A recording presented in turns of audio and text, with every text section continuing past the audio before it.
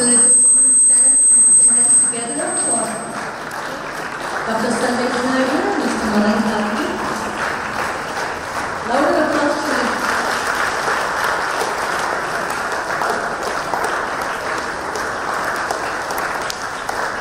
Thank you, everybody. You may be seated.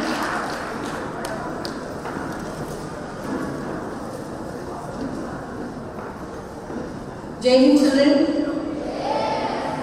Today we have the quantum computing presentation by our students of QMIS. These children are basically from the quantum era, you all are, and today we have two panelists with us who will be evaluating them. Let me introduce you to the panel members. Dr. Sarvesh Naidu is here. He is the former Executive Director, Pathways World School. He is the former Executive Vice President, Trends Institutions Kerala, Chairperson, my own school's collaboration committee, a passionate cricketer and lifelong sports enthusiast, an eminent educator and renowned advisor to both international and national curriculum schools. Sir began his career as a classroom teacher and continues his journey as an extraordinary educator, serving in diverse leadership roles. Actively, he contributes to QMIS' recent developments by fine-tuning systems and procedures. As a member of the Board of Governors and Advisory Board, he provides innovative inputs in framing and strengthening standard operating procedures for the people and leadership team here at QMIS. He also conducts focused training for the middle-level management and senior leadership team in order to enhance the efficiency, effectiveness and performance. So this is all about Dr. Sarvesh Naidu. Once again, a big round of welcome to him. We have another familiar guest, you're all pretty much aware of him, but let me still share his profile with you. Founder of the Karky Research Foundation and Millennium Education is Dr. Madhan Karky. He's a renowned Indian lyricist and dialogue writer. He's a dynamic and passionate researcher, redefining the mother tongue Tamil through the integration of technology. He actively motivates schools to foster continuous critical thinking and technological awareness. He supports QMIS in strengthening digital literacy initiatives and connects with global educational resources. A new age thinker and creator, he blends language, culture and technology. He has spent several albums, you will have your own favorites as well, and it was also released by QMIS, including the student anthem, teacher anthem, space anthem and the freedom song. How many of you've all heard it, right? You've all sung along with the anthems. Let's give a big round of applause to him for that. The works that he has rendered with QMIS. Actively he supports QMIS initiatives aimed at promoting social awareness through the above albums. So we have with us Dr. Sarvesh Naidu and Dr. Madhan Karky, who will be the panel members. Once again, let's welcome them today. Now, quantum warriors, for the past couple of weeks or almost a month, this was constantly, you would have heard this quantum warriors, quantum computing, quantum thinking, lots of quantum. How did it all evolve? You need to know. You need to listen to the journey of this quantum thinking at QMIS, how it all began, requesting Rajashekar sir to share his insights on that and how it all started.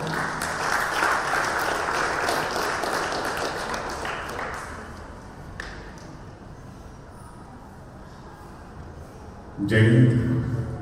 Good morning to all. My pronouns to the members of the panel and Dr. Sarvesh Naidu and Dr. Madhan Karky and Mr. Abhinath. Some 2 months before, there was an informal meeting with our Abhinath sir, and that time we were discussing about having a seminar and an intellectual activity for our children. What is the topic to be chosen for that? And then we came to know the year 2025 is announced as a year for quantum science and quantum technology by UNESCO. Our school, QMIS International School, is truly international. So we wanted to have a international standard topic, and which is giving an insight for the children about the future world. So we have chosen this topic, quantum science and quantum technology. And we started this journey. And first, I have to read more about it. And I asked the sir to order for some books. And we received some books. And then we had a session with all the children. I gave them some basic idea about since my subject is physics, about quantum physics. Then after that, from computer science department, our subject man gave a session about quantum computing to all our children. And we had an online session with Dr. Madhan Karky. It went on very well. Nearly 1.5 hours or 2 hours, he answered all the questions. Thank you, sir. So good. And then, after that, then we had taken all our children to Gujarat College. We came to know that in Gujarat College there was a seminar going on, a national level seminar on quantum computing. And somehow I got the permission from the college and we took our children there. They had interaction with all those participants in that seminar. Then we invited Dr. Sundaram. He is my friend. He is a wizard in the field. He is a principal in Madhan Karky and College. He came here and they had a session with all our children on this quantum mechanics. And after that, the children enrolled their name and they submitted. Nearly 56 children enrolled. And then there were 26 of them. They submitted the project. And then 18 of them came forward for giving the presentation in the first division. And then out of this 18, now we have chosen 8. Okay. This quantum mechanics, the quantum is going on for the past 3 months. Whenever I enter into the school, this QMIS for me look like quantum mechanics in school. Okay? I thought this is what they are in my mind, QMIS. And then when I discussed this with my friends, okay, they said, any quantum mechanics with the school level children, how is possible for, we are finding it very difficult to teach this for the PG children, right? How is possible for you to take this to the children in the school level? I remember one Tirukkural. Kana Muyalaitha Amminum Yanai Pidaitha Ve Endal Initha. Okay. So we have chosen this topic, and it was a highly intellectual exercise. It happened. Okay. Now we are having the cream 8 here. With us, they are going to present their work on this. So this is one of that. I used to get the PPT from the children 12 o'clock. When 3 o'clock I received the presentation given by the children. So it did a lot of work. Okay. Now they are going to present that. If on the 8th way, like Yanai Pidikada, Yanai Vindada, Abdikada, Ninga Pati Tanjikana. Okay? Thank you. Thank you.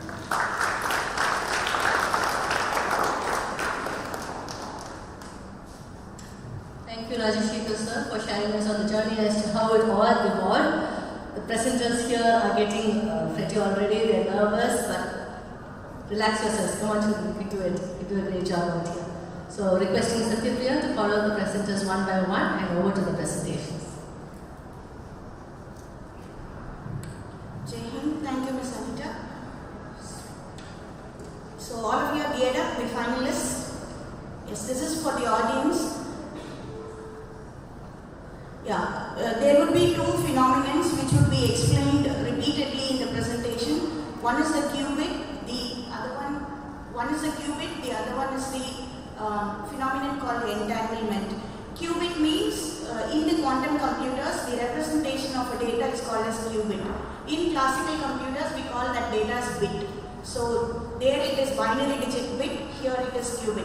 The second phenomenon which we talk about is entanglement. Entanglement is connection between 2 qubits is nothing but the entanglement, and there would be interference that would be happening. So these 2 terms would be repeatedly used here in the presentation.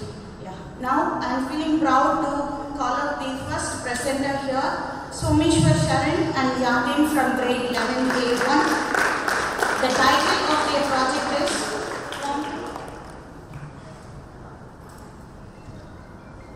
of their project is Quantum Probability Theory, a framework for human decision making. All the best, children. The rubrics for the final selection, the content and knowledge explanation that they are providing, then the applications and case studies that are covered, and then the visual aids and the presentation techniques that they have used, and finally there will be Viva. Viva is question and answering session. So these are the rubrics for the final presentation. The presentation would go on up to 10 minutes and there would be 5 minutes of Viva time. So children, all the best, do well. Thank you.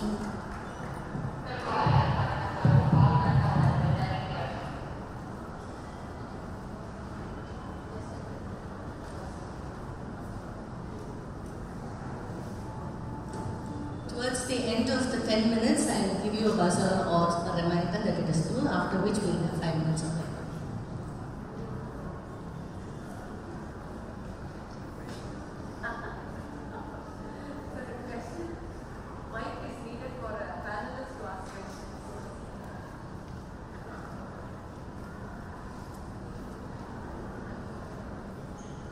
So, Jai everyone, I am Yatan and I am Someshwar.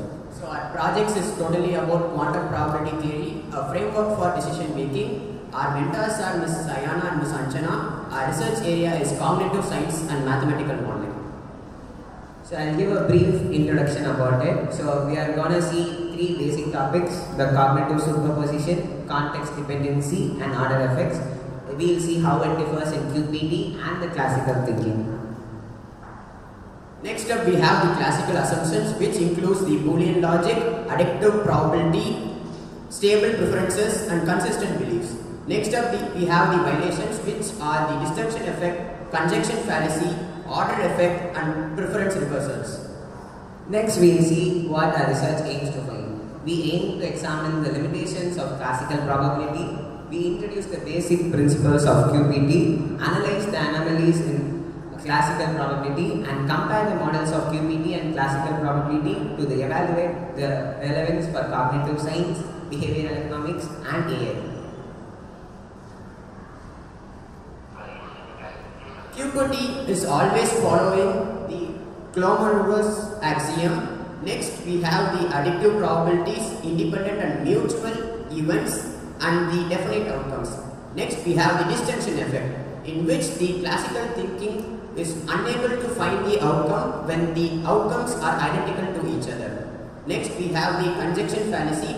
The classical thinking is unable to come up with the outcome when the probability of both outcomes coming together is more than a single event.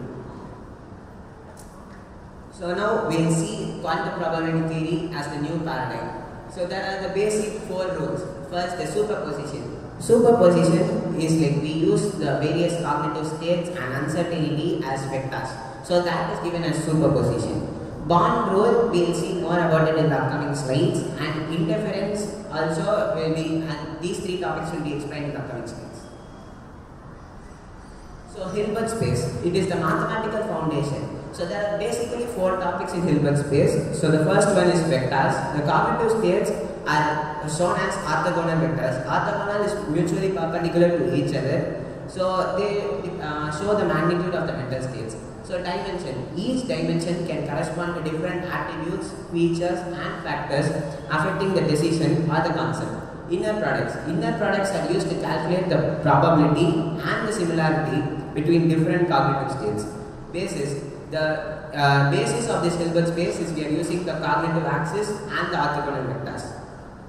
Next, we are seeing the bond rule. So the bond rule is basically a formula which says the probability of outcome is equal to the amplitude and the wave function of outcomes square. So we obtain a graph. Here the linear one we see the probability, while the curve upward is the amplitude. So we see the relation that it is not a linear curve. A non-linear curve is obtained when we plot the relation between probability and the amplitude. So now we see the interference effect. So in interference, 2 waves are taken of different amplitude. It can be either constructive or destructive. So when 2 people think of the same thing, it's constructive. Like the waves add up and give a powerful outcome. But when it is opposite, so the amplitudes oppose each other and decrease the probability, giving the destructive interference. Next up, the mathematical representation, the non-commutative properties.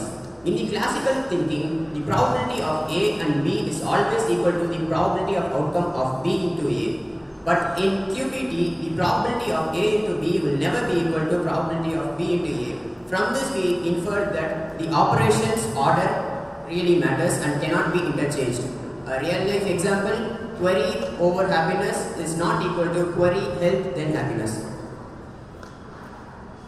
Next up, we have the decision making, a case study where the traditional fails because it considers the human behavior as irrational outcomes. The QPT analyzes the first choice as the superposition, the inference shows the context effect, and the non-commutative property explains the information order changes the outcomes. A real life example for that is choosing a car. When we look at the safety of a car and next the style, the variety of options changes. If we change the order, if we choose the style, then the safety, the examples vary. Next up, we have the e-commerce websites. The classical limits are limited to the irrational behavior of the human thinking, where here QPT explains with superposition, inference and non-commutative properties.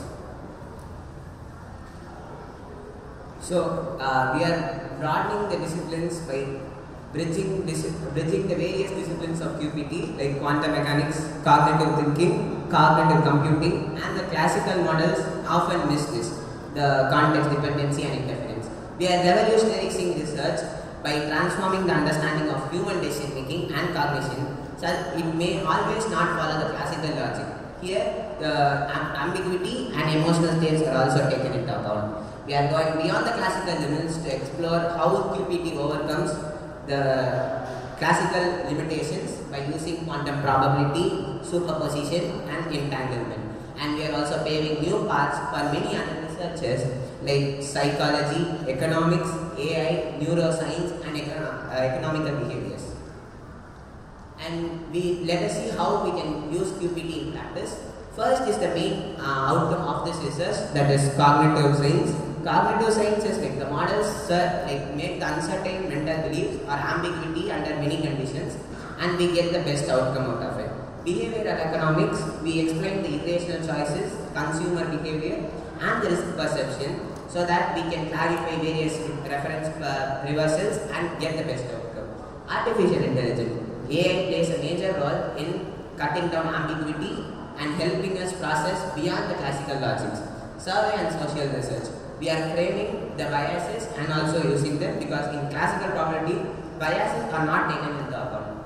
In public policy and risk analysis, this is a major in current situations. So we are informing the decisions under uncertainty, managing the various priorities and enhancing the crisis planning by predicting the future human responses. So let's conclude by addressing the limitations. So we are explaining the paradoxes like disjunction, conjunction fallacy and order effect that the classical model struggles with. So the QPT addresses those limitations. So we are providing coherent explanations for superposition, interference and non-commutativity. This can explain the context-sensitive cognition. So we are extending the applicability. So we are complements the classical probability by providing a complex model for ambiguous real-world scenarios. So this enhances our understanding of decision formation in dynamic diverse contexts. So these are the references we took for our project. So thank you everyone.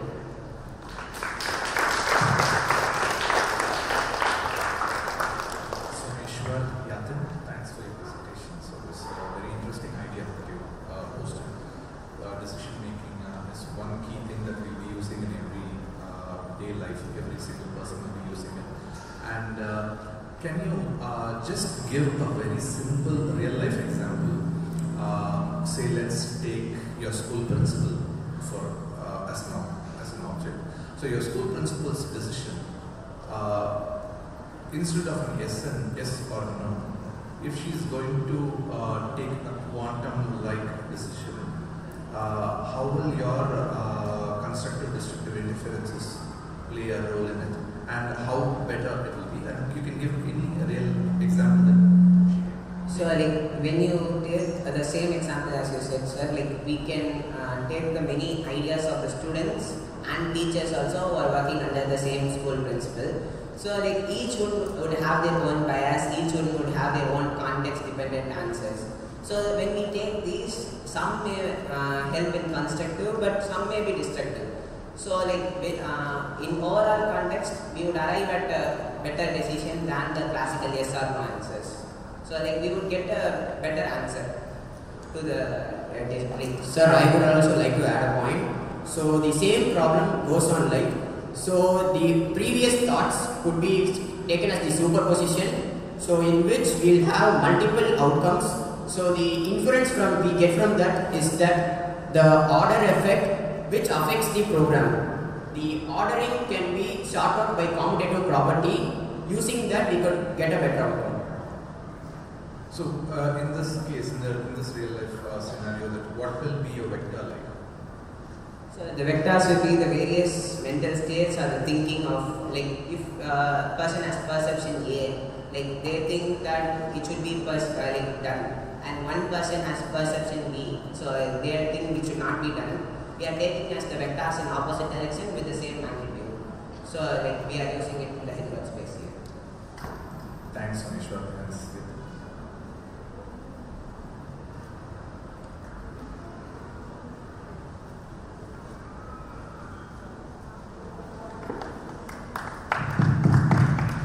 Okay, so good morning and thank you. A very complex presentation. We're trying to make it simpler in certain ways. Tell me, from the classical point of view, and that's my perception, two things which were so important or are so important. One is human intuition. You know, the intuition, what we call the gut feeling. It sort of comes not necessarily with logic, with studied knowledge and understanding, but it just comes from within us as to what we think would be right at that particular moment. And the other is the human emotions.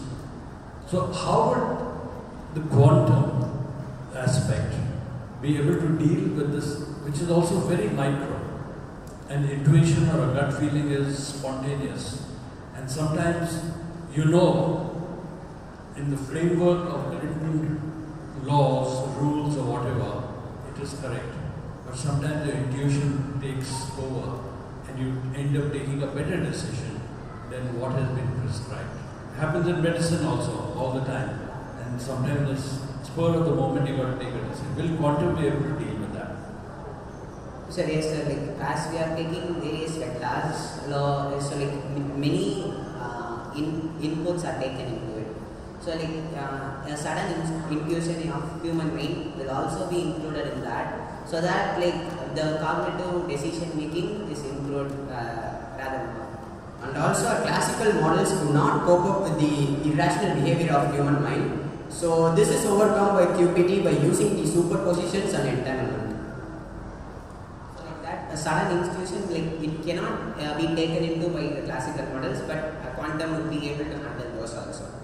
But if everything is being fed by human beings into quantum, AI, whatever you want to put it, so it is a set of fixed, it could be infinite, whatever amount, which has been fed into the system, and it will respond according to that. But the human brain can never be confined. It will always be able to read a situation. So do you think that can be matched? Sir, maybe initially as the qubits counts are low, like maybe that might not be matched. But then as the technology goes on improving, the quantum may come equal to the human brain's cognitive levels also. My last one is, so how assessing the degree of correctness, like we all get obsessed with marks. What is right, what is wrong, and you score marks accordingly. How, that is the classical way of judging in a framework. How will quantum help us to break that barrier so that the possibilities are really infinite? So whatever we say, whatever we do, whatever we write in exam will always have a scope to be right and not necessarily just right and wrong. So like when we take, as you said, the classical probabilities, it usually depends on yes or no answers. It is like the right or not right. But it is not always like that in thinking. We may get a one thought which we may think as right, but many others would have a like opposite thinking. Like that's what it is explained in destructive interference. So when we think something, there is many biases in between. There is many individual thinking of many others and the perceptions of the many people, and the context also affects this. Context and order affects this. Hence, like the quantum mechanics, including these effects, can indeed break the classical barrier and help us move into a more perceptive answers. As we presented earlier, we also saw about cognition effect and disjunction effect, in which the outcomes are so identical that the classical would be suffering to give out an output. In the conjunction fallacy, the probability of two outcomes coming together is more than a single outcome. So these are overcome by our QBT by using superpositions and entanglement theory. Thank you. They're very, as I said, very complex aspect. But it might be interesting to see if any of the students have something to ask. Something the younger brains are working at a totally different level. Come on, we encourage you to ask and challenge them. Anyone, or even from the staff?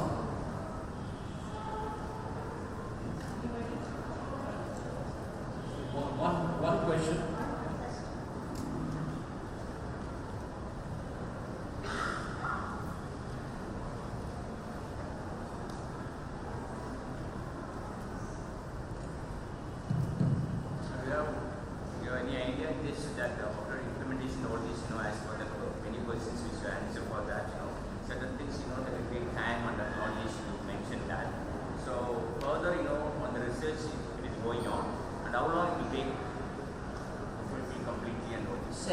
Right now, various companies like Google and IBM have about like 30 to 60 qubits already. So like when it expands to over 100, like it is possible within the next 5 years. It is in very close proximity to us.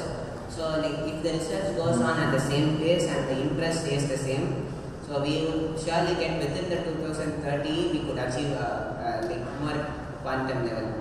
And also the supercomputers can only exist in states like when there is 0 Kelvin temperature. So we have to find a suitable material for that to happen. So like there are some limitations and we have to overcome those.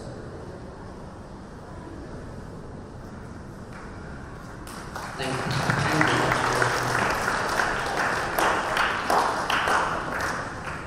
Thank you, Shomeshwar and Yati. Next in line, I call upon Hashni Priya, grade 11. The project title is Quantum Tunneling and Josephson Junction. I repeat, Quantum Tunneling and Josephson Junction. And this has attracted the Nobel Prize last year. So you can acknowledge her efforts, children, by clapping your hands.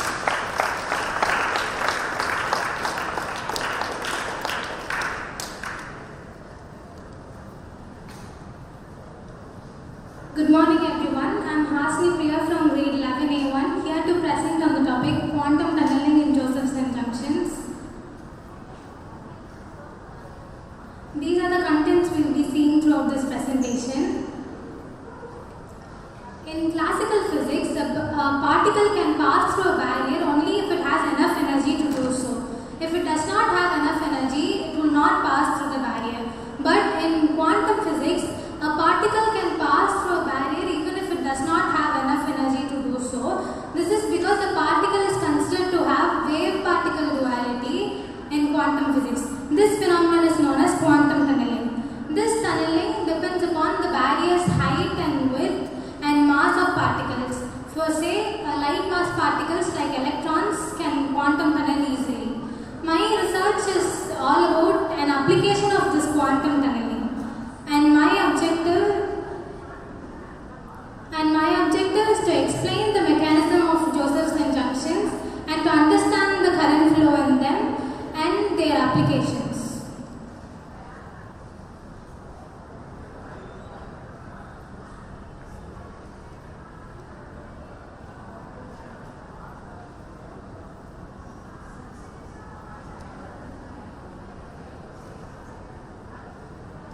Now let's come to the core of my research. They are Josephson junctions. They are non-ohmic devices which consist of two superconductors separated by a thin insulating barrier which is around 1 to 2 nanometers of thickness. This junction is governed by the Josephson effect found by Brian D. Josephson in 1962.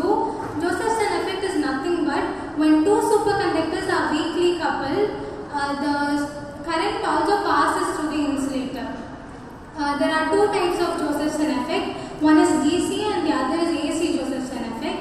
In DC Josephson effect, current flows in the absence of applied voltage, but wherein in AC, current flows in the presence of applied voltage. DC flows in DC, current flows in the absence of applied voltage due to phase difference, which we'll see in the upcoming slides. In normal metals, electricity is carried by single electrons, as we all know, but here a current is carried by Cooper pairs. Cooper pairs are nothing but bound state formed by two electrons. They help in creating an energy gap, which plays a crucial role in stable conduction of current. Energy gap is nothing but a small amount of energy is required to excite these electrons. So that small disturbances cannot affect the current flow. All the Cooper pairs in single superconductors form a macroscopic wave function with a well-defined phase. Since there's two superconductors in a junction, each has its own phase, and this difference in phase helps in conduction of current throughout the junction, even in the absence of voltage. And the fourth one is these two electrons have opposite properties. That is, they have opposite spin and momenta. Thus, they form a composite bosonic entity. When there's flow of current throughout these junctions, there are certain disturbances that affect this flow of current. They are known as noise. They cause random unwanted fluctuations in current, voltage, and phase. There are several types of noise. First one is thermal noise. It is caused by thermal motion of charged particles, and it causes fluctuations in phase difference. It can be reduced by operating at low temperatures. Second is short noise. This is caused due to discrete nature of charged particles. It is not present in pure Cooper pair tunneling, but when quasi-particles tunnel through the junction, short noise is seen. Quasi-particles are nothing but it appears when Cooper pairs break. When a single Cooper pair break, it gives two quasi-particles. And the third one is flicker noise. This appears when there is low frequency. Here, noise power varies by 1 by f. Noise power is nothing but the amount of energy per second carried by a random electric noise. Quantum noise. These are not caused by temperature, but due to certain uncertainty in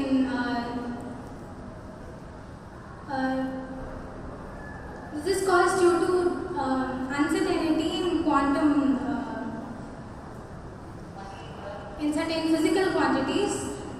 This exists even at 0 Kelvin. At 0 Kelvin, the whole thermal motion itself stops, but this quantum noise remains. Now let us see certain conditions under which this special behavior is seen. In the absence of any one of these conditions, this special behavior of these junctions will not be seen. The first one is critical current. This is the maximum amount of current that can pass through the junction. If the current exceeds this critical current, then the special behavior will not be seen. Cryogenic temperature, it's nearly equal to 0 Kelvin.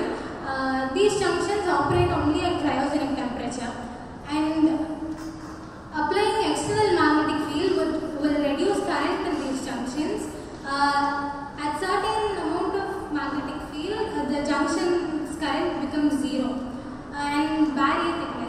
the thickness of the barrier should be around 1 to 2 nanometers. If it is too thick, the particles may not tunnel through it, or if it is too thin, it will begin to act as a normal metal. Now let us see the applications of these junctions. First one is precision metrology. It is a branch of science and engineering which is concerned with the accurate measurement of physical quantities such as current and voltage. This is achieved by Josephson junctions by giving a relationship between frequency and voltage so that we'll be able to get accurate measurement of voltage. And the second one is superconducting qubits. The macroscopic wave function and non-linearity of these junctions help in creation and manipulation of these qubits. And the third one is QITs, superconducting quantum inference devices. They are the most sensitive magnetic field detectors ever made.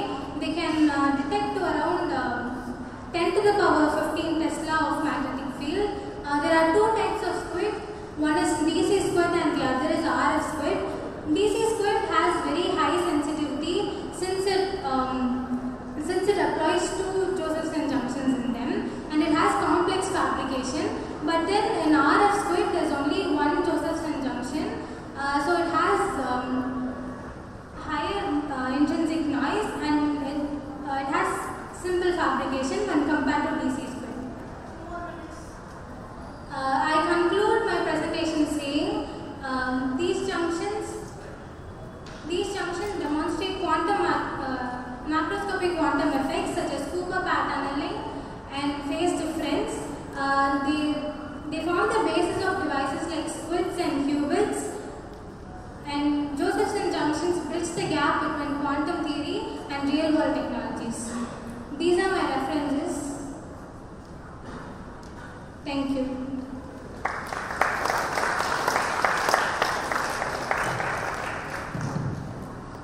Thank you.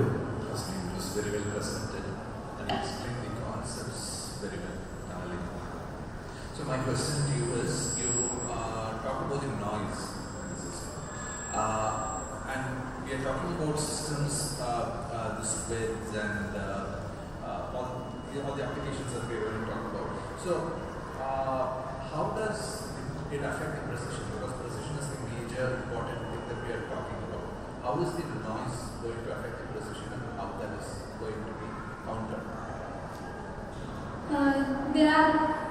For example, thermal noise causes fluctuation in phase difference, whereas short noise and flicker noise causes fluctuation in current.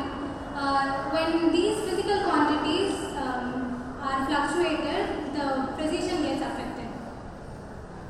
Okay. So apart from this squid and the metrology example that you gave for the real life example, do you have any other examples where this precision can be very valuable, the quantum precision?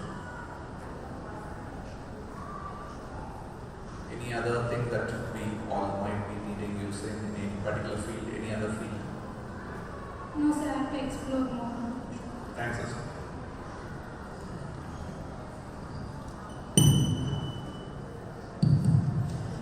Okay, so well done. Again, a very complex aspect. What I wanted to ask you is, you've spoken about quantum tunneling and the Josephson junctions. Just clarify to all of us, from the Josephson junctions point of view, is that a discovery or a suggestion as an innovation? Does it already exist? Or is it something that one has to create?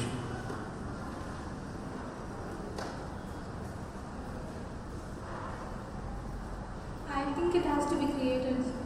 So, in 1962, what did Josephson do? Did he invent something, or he just discovered something which is already there? No, this is discovered. I'm sorry. This is discovered. This is discovered. This is present, yes. It's already there. It is already in use. As I told, it is also applied in real world technologies. Okay, good. Thank you. Thank you.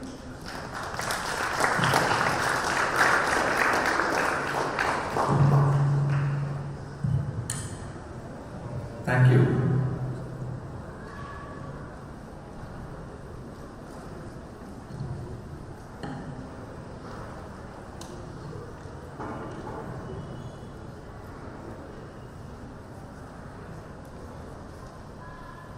Next in line, I call upon Sharan, grade 11. The project title is Quantum Simulation. I repeat, the project title is Quantum Simulation.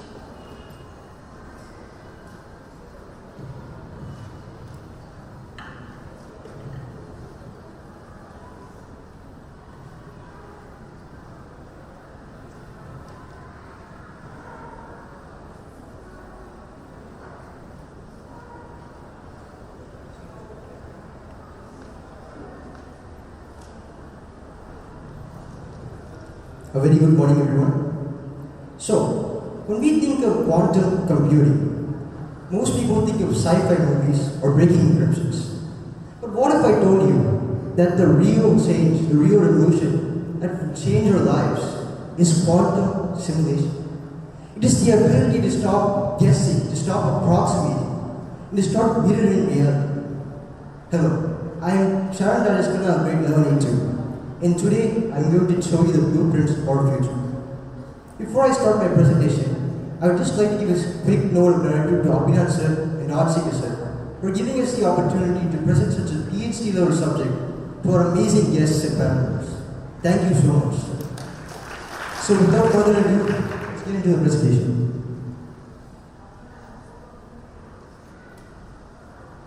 So what is quantum simulation? To put it simply, quantum simulation is the use of quantum computing, a physics principle that uses the physics principle of quantum superposition that states that a particle can exist in more than one state simultaneously at the exact same time. Quantum supercomputers use this physics principle to be tremendously powerful than any supercomputers that we currently have. Now, to understand why quantum supercomputers are not just faster than classical supercomputers, but are actually fundamentally superior to classical supercomputers, let me explain this with an analogy.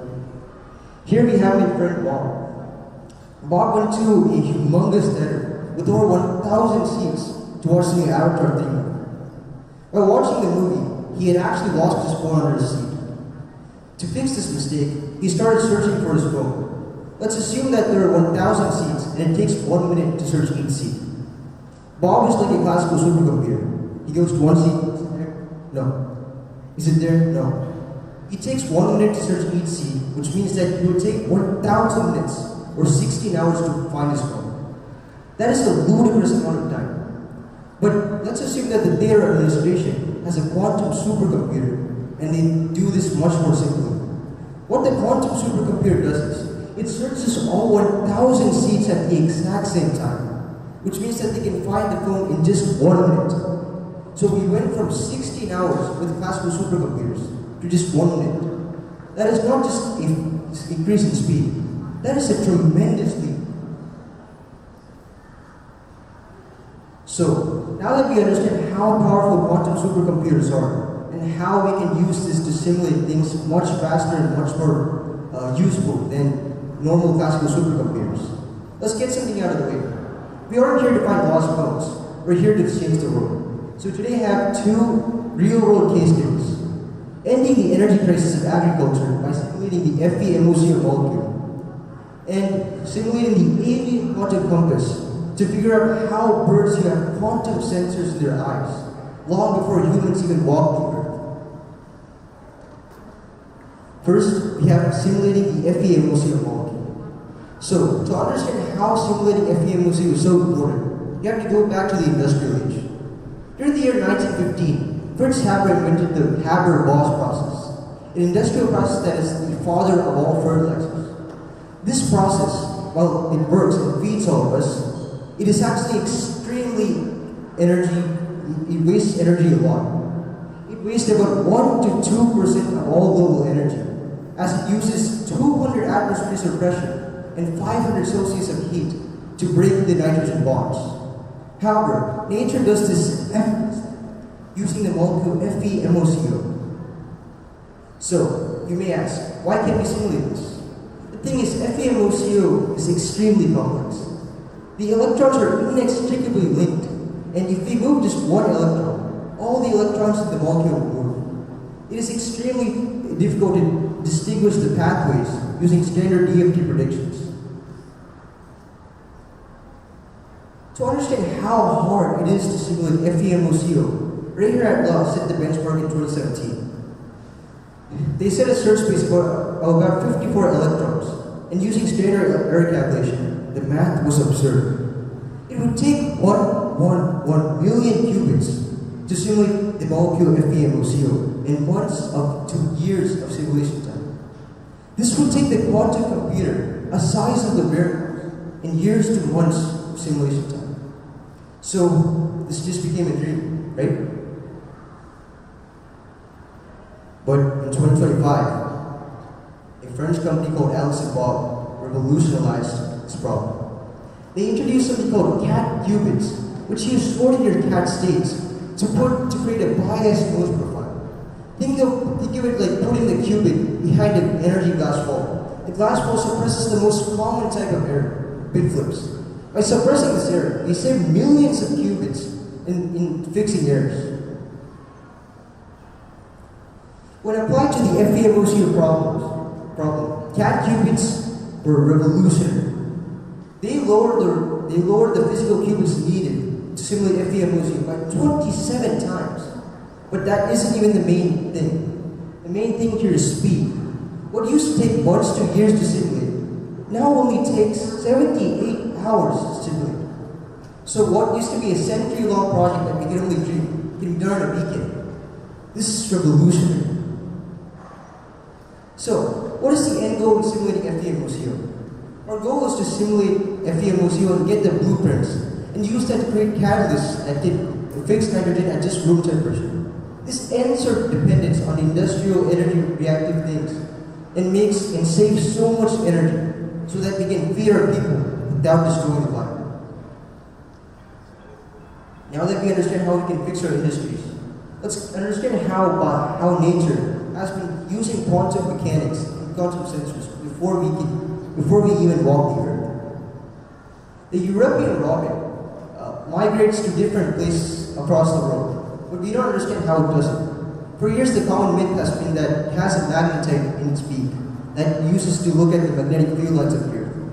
This is completely false and cannot be further from the truth. The truth is, the European robin actually uses a quantum chemical reaction using a radical entangled pair in its eyes to do this. To understand this quantum reaction, we have to understand the protein cryptochrome 4. When a bird flies, a blue photon hits its eye and it reacts with the cryptochrome 4 to create a perfectly entangled radical pair. This radical pair then reacts with the Earth's magnetic field lines, which makes the bird see direction. Now, this equation may look intimidating, but it's actually really simple. First, we have the hyperfine term. The hyperfine term explains the amplifying of the signal. Then we have the Zeeman term. The Zeeman term explains the actual reaction between the entangled pair and the magnetic field lines of the Earth. This reaction is then, the signal is then amplified by the hyperfine term, so that the bird can actually see the direction and sense it. Now, to understand how we can use this bird's quantum sensors, we have to understand our own quantum sensors. Currently, the gold standard of quantum sensors that are made artificially are NV sensors and diamonds. These have a spin system of a single defect, are created with Greenwich process in microwaves. They have a coherence limit of 100 to 1,000 microseconds, which can feel like an eternity in the quantum realm. These are extremely efficient and very precise.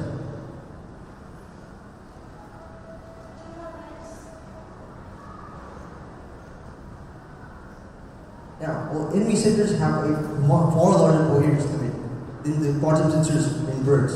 NV sensors require temperatures colder than deep space to work.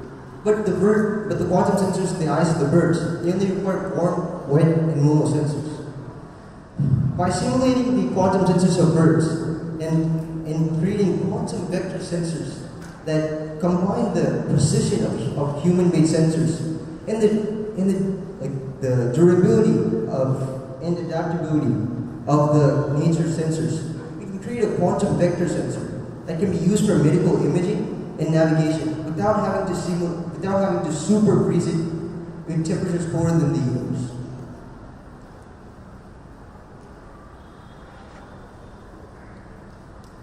So, if we can fix the world and save it by simulating these things, why haven't we done it yet? The truth is, the technology of quantum physics, the technology of quantum computing is just that, theoretical.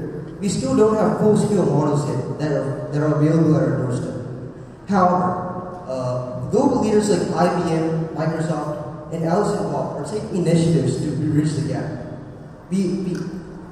Full-scale models are projected to arrive at 5 to 10 years. The goal of the seminar is not to predict the date at which quantum sensors will come and quantum computing will become reality, but to understand that when quantum computing does become reality, we have to be ready and have the blueprints to change the world as we know it.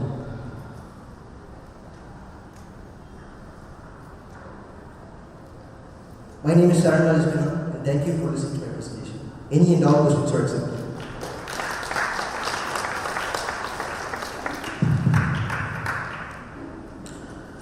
It was a very good presentation. Apart from the content, also the way, the effort that you put into creating the presentation was very good. So just like to appreciate you on that. Thank you. A good example of the Fimoco and the Robin. So I'd like, my question is simple. How do you use the simulation? You can just tell like the theoretical. How do you propose to use the simulation to find a vaccine for a new virus that's going to come, or a new virus that's being discovered? So currently, just like FDMOCO, many of the drugs that we still haven't discovered have extremely complex molecules. Because if the molecules were something that we could actually simulate with classical supercomputers, then we would have already found it. But with quantum computing, we can simulate these, even the most complex things, like even something that would take 1 million qubits, easily. So we could use this quantum computing to simulate new vaccines and drugs at a speed that's exponentially faster than classical supercomputers. So what will you model here in terms of, because you know what you're modeling in a Fimoco kind of a structure, or for the Robbins sensor, what you're modeling there? What will you be modeling here for a virus? So we will be modeling the reaction pathways and the electron structure of the molecules. It's the protein structure. Yes. Thanks. So I like the examples you gave of the bird and comparing that to how much it has by way of even the navigation power or perceiving the energy around it or the light around it and so on. The question I have for you is the human brain inferior or superior to the bird by way of simulating things? Because the bird has not been taught. We are almost from the time we are born. And yet the bird seems to be able to do what our aeroplanes are able to do now. So do you think the human brain doesn't have it and needs quantum simulated support? Or do you think the human brain actually is superior? We are just not yet at that space to be able to utilize it at the level where nature uses it. So the thing is, nature usually seems to be one step ahead of us at most things we usually discover. But this is not the case for this quantum sensors. Our quantum sensors have a coherence limit of 100 to 1000 microseconds. So that can feel like an eternity in the quantum world. So we can have these reactions and have these sensors at a far longer time than birds.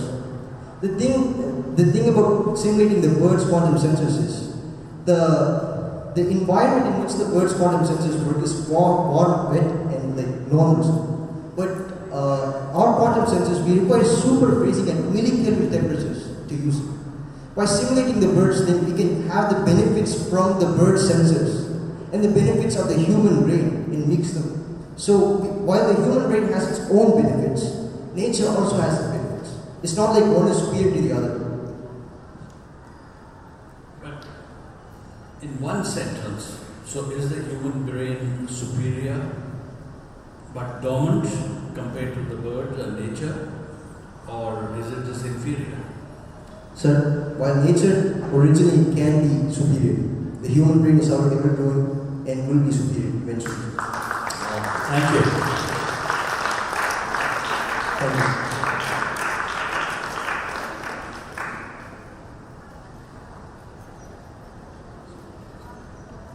Thank you, sir.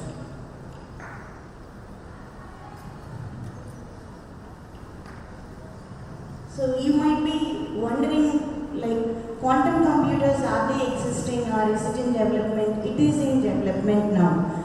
But after looking at Sharon's presentation, this can be, even quantum computing can be simulated. Okay, so that was all about his presentation. Next in line, I call upon Divyashree, grade 11. The project title is Black Holes.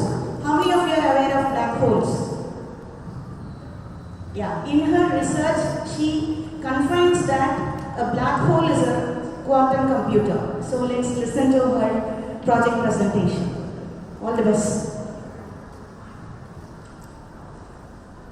So before I start the presentation, I would like to start this with a wonderful thought.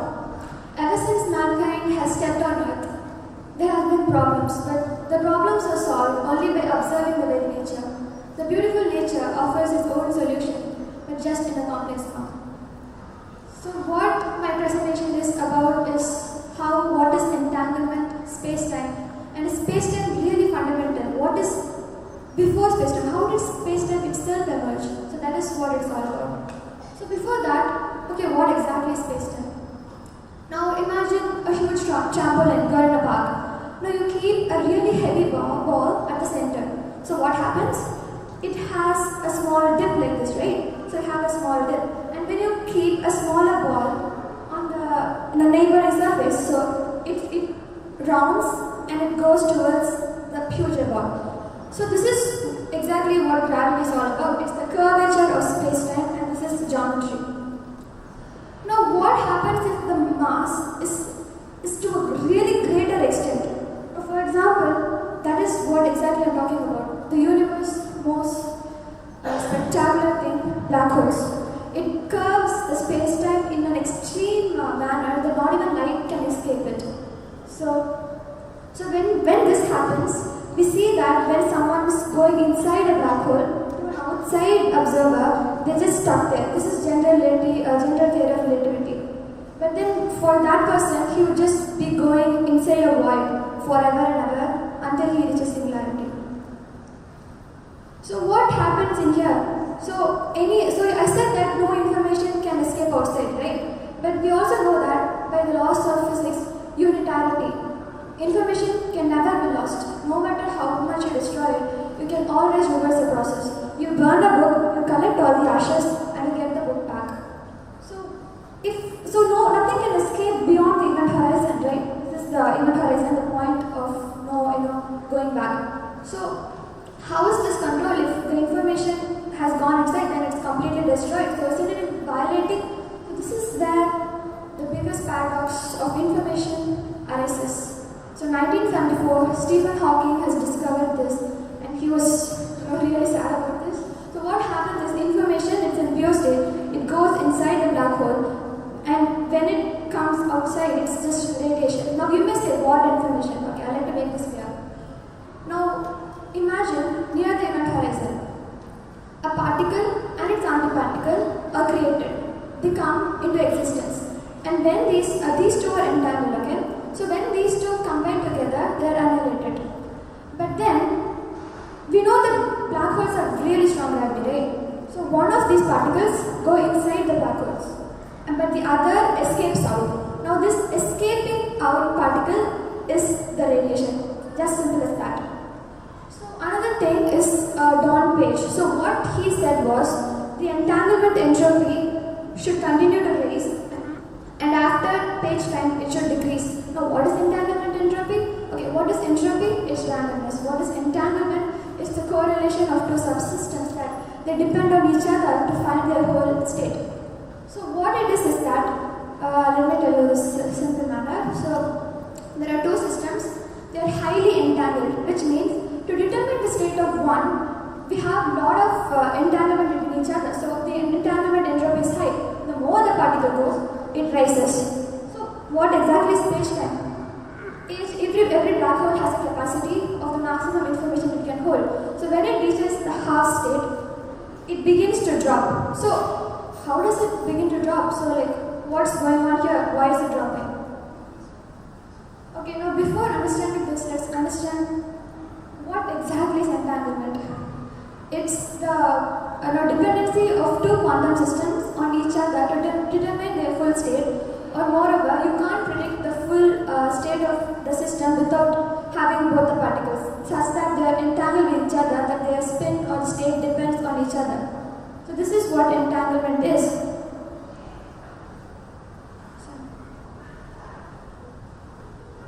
Okay.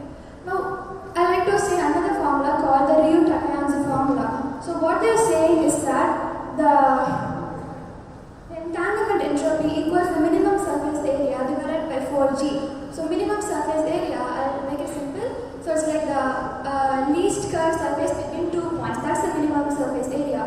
So I already explained entanglement entropy. Now from this you can say that the entanglement entropy, or how much these two systems are dependent on each other to find the information, is directly equivalent to the minimal surface area. So space-time and entanglement are becoming directly related. How is that possible? Now, after looking at this and the previous this graph, so we know this has to decrease, right? But then how is the information being preserved? So how is it being preserved? It's very simple. A new idea called islands. Now, when I said minimal surface area, we only calculated on the boundary of the black hole. Did we consider the interior? But a system is the interior plus the exterior, right? So in the interior of the black, it's not a set of information. It's a region inside the black hole, which we also consider in calculating the minimal surface area. So when we do that, the entanglement of the newly radiating particles is entangled to the previously radiated particle. Right? So this is the okay. Now after explaining all this, ADS-CFT holography, the most impressive discovery I would say. So what is ADS-CFT holography? It simply states that information stays on the boundary. For example, there is a black hole, and how do you compute how much information is inside the black hole? By calculating its boundary, like how the area it covers. So now imagine the olden days, they used to have these film covers, right? Those black and white things where you can watch movies. Those are 2D surfaces, but they contain the information of a 3D system. We can view a 3D system through this 2D surface. So that is very similar to what I'm talking about. So ADS is anti-de-Sitter space-time. Very simple, no huge terms. Negative space-time, that is space-time curves inward. You know, the previous previous slides I showed. So the space-time curves inward. And what is conformal field theory? Conformal means that no matter the distance, even if you look at the smallest distance or the largest distance, the theory remains same. But this is not, very promising to other theories. So these two suggest that the information that is there is like entangled. So the major, okay, I'll just give you an overview. A plain universe, there is no space, there is no time, there is nothing. Just quantum systems that are entangled with each other. And these systems have their states dependent on each other, and these two form circle links. These have entanglement entropy. And when these entanglement becomes thicker, the actual curvature occurs. So entanglement and curvature becomes one. So we can say that space-time is not fundamental. Space-time emerges from entanglement. So you may ask, so why are we talking about a star that is a black hole that is billions of light years away? The answer is very simple. The black hole is a quantum computer. Now what is a quantum computer? Something that takes in data, stores it, and you can retrieve it, and there are processes like quantum entanglement and other quantum mechanics going on. So doesn't the black hole do the same thing? We already discussed just show the islands that the information is never destroyed, and these form the links of the particle that went in and the particle that goes out. So, the black holes are actually a quantum computers, and I suggest that studying this even more can solve the current issues of our quantum computers. As I said, the answer is always out there, just gazing at the wonderful nature. So, yeah, people have worked on these like Google quantum area and LIGO observations.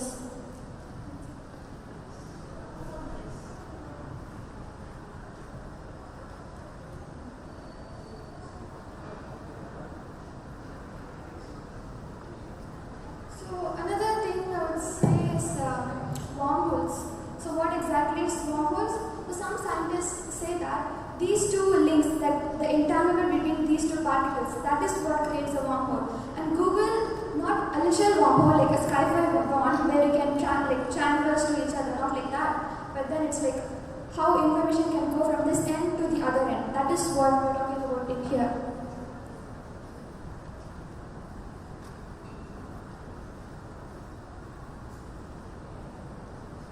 Yeah, that's it.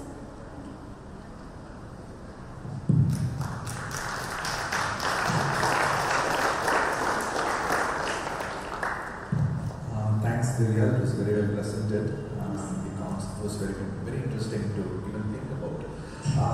My question to you is, if you see black holes are supercomputers, what are they computing?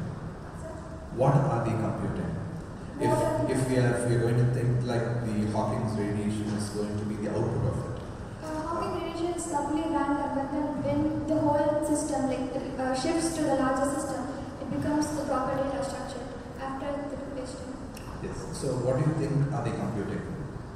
So when I say a black hole is a quantum computer, I do not say that they are performing mathematical additions, like you go into data, they're adding. It's not like that.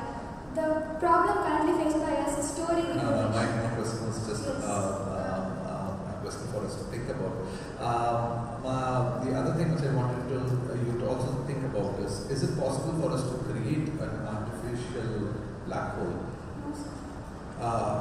Or tiny, small artificial black hole in the future, which accesses a computer?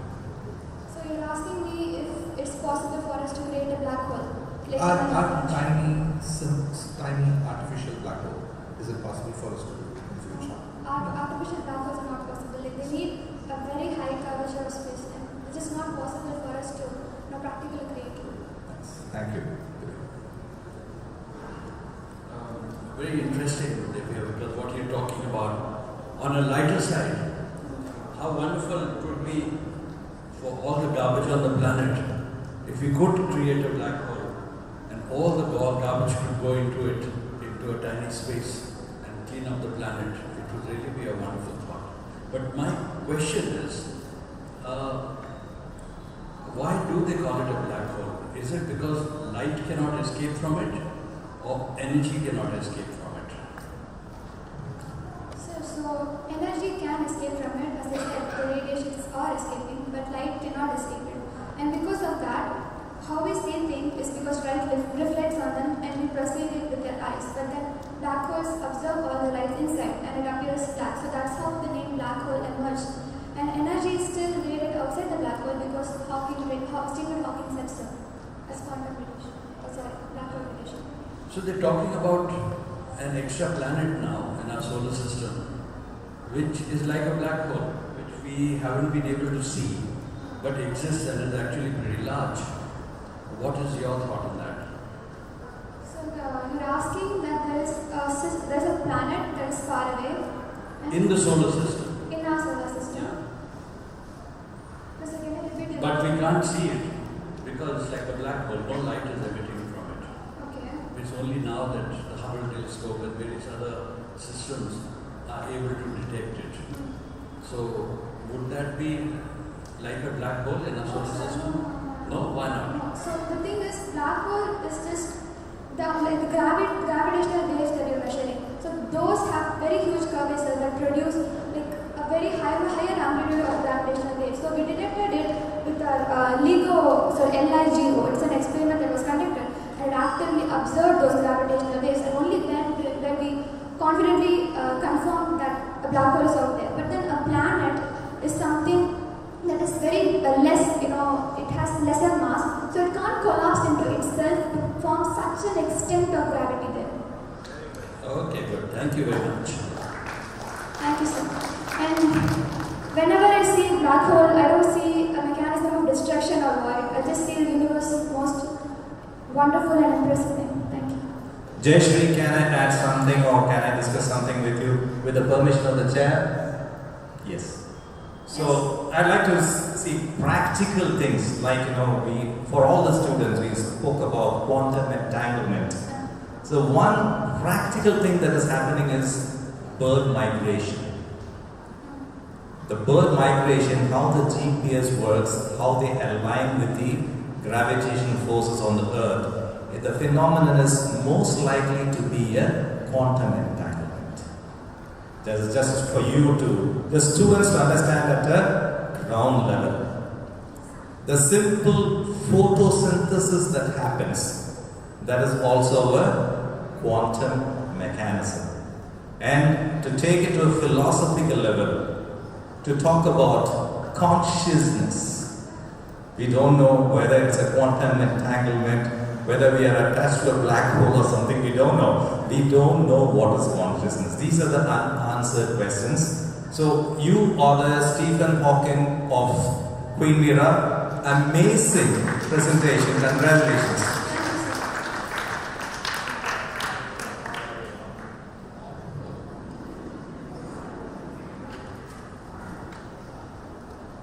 Thank you, Dr. Dodd, for appreciating our Divyasri. Yeah. So audience, there's a question for you now. When you are not watching the moon, do you think the moon is not there? I repeat my question. When you are not watching the moon, do you think the moon is not there? It is there. So that means quantum computing or quantum computer is all about unseen observations. I repeat, quantum computer or quantum computing is nothing about unseen observations. So that means when you are not seeing it, someone else is seeing it and they are observing it, and that is being considered, and that is what is all about quantum computing. Next in line, I call upon Subika. The project title is The Role of Quantum Computing in CRISPR. It is a gene editing tool. I repeat, the role of quantum computing in CRISPR, it is a gene editing tool. All the best. Good morning, everyone. Today, I am not just presenting a technology, I am presenting the future of how humanity will heal genetic diseases. I am Subika from grade 11 and I am presenting on the topic, the role of quantum computing in CRISPR gene editing. Before talking about the future of this technology, let us look at what CRISPR has already achieved in the real world. This is not science fiction. This is real science, real patients and real life saving. In December 8, 2023, the US FDA approved the world's first CRISPR-based gene technology called Cas9 for sickle cell disease. This disease is caused by a single mutation on the hemoglobin gene, which makes the RBC sickle shaped and blocks blood flow, causing extreme pain and organ damage. Doctors removed the patient's own stem cells and edited them using CRISPR-Cas9 to increase fetal hemoglobin. The corrected cells were then returned to the body and patients began producing healthy red blood cells. This was the first time a genetic disease was corrected at its root using gene editing in real humans. When we edit DNA, even one wrong cut can damage vital functions, activate cancer cells, or even create mutations. CRISPR sometimes cuts similar DNA sequences at unintended locations. The off-target effects are the biggest risk in human gene therapy. So the real challenge is not power, but absolute accuracy. With the GPS-guided molecular scissors, So CRISPR is like GPS-guided molecular scissors. The guide RNA finds the target DNA sequence. The Cas9 enzyme cuts the DNA. The cells then repairs the break, and during this repair, gene is modified. The entire process happens at the level of atoms, electrons, and molecular forces.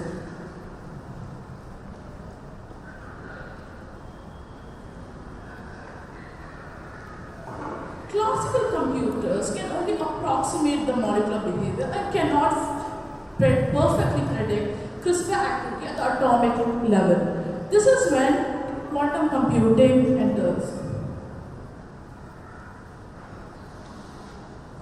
Quantum computing works using the same physical laws that govern atoms and molecules. They use qubits instead of bits and can process many possibilities at the same time. This makes them naturally suited for studying biological molecules like DNA and proteins.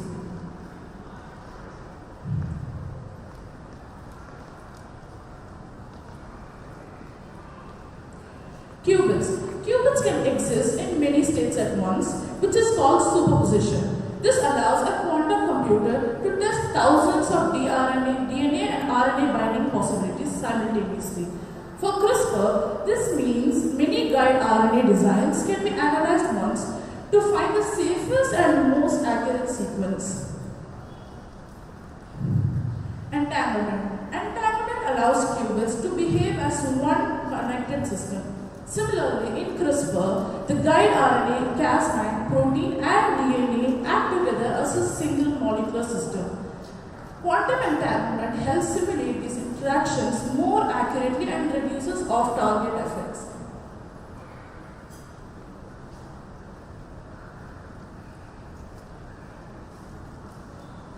Quantum simulations. Quantum computers can simulate electronic behavior, hydrogen bonding, and DNA-based pair energies directly. This allows precise prediction of how guide RNA binds the DNA and how Cas9 changes the shape before cutting.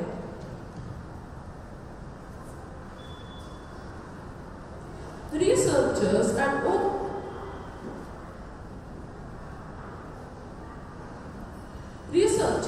Oak Ridge National Laboratory use quantum-inspired computing and AI to analyze tens of thousands of guide RNAs.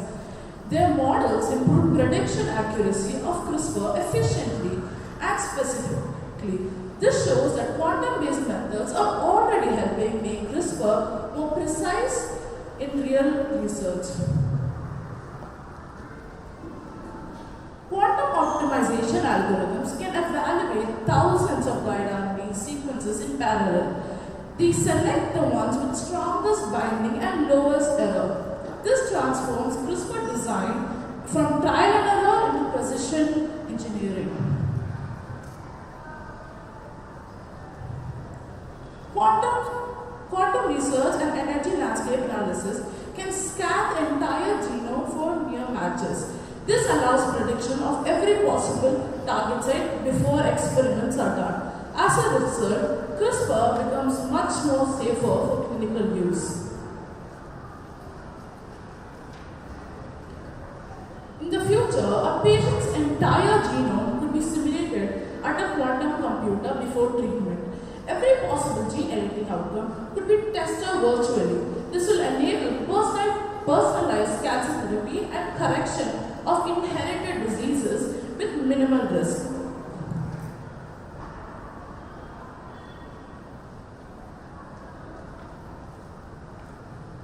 Quantum-enhanced CRISPR can help climate-resistant crops, improve food security, and design engineered microbes for producing medicines, vaccines, and biofuels. This will transform agriculture, industry, and environmental sustainability.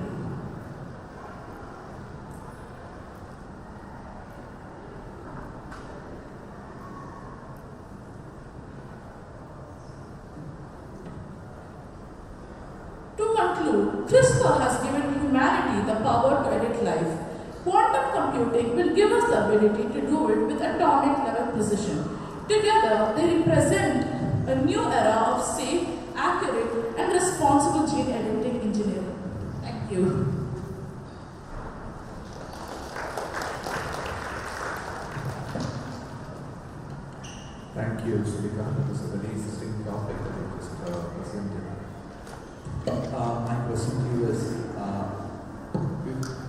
talking about the precision, you were talking about computing can increase precision drastically in gene editing, and we already have a lot of ethical dilemmas regarding gene editing. Humans taking into the God mode and trying to. So, what are your thoughts on using quantum computing for gene editing? If a quantum computer can just create superhumans, or for what purposes it can be used, what purposes it can't be used, and how it can be learned. I just want you to think about the ethical things and reflect on that. So the way I wanted to, so the way I wanted to say was like quantum computers will help CRISPR like minimize the off-target effects like cutting at the wrong DNA site or like that. Not as like God, like creating God-like humans or like what you said.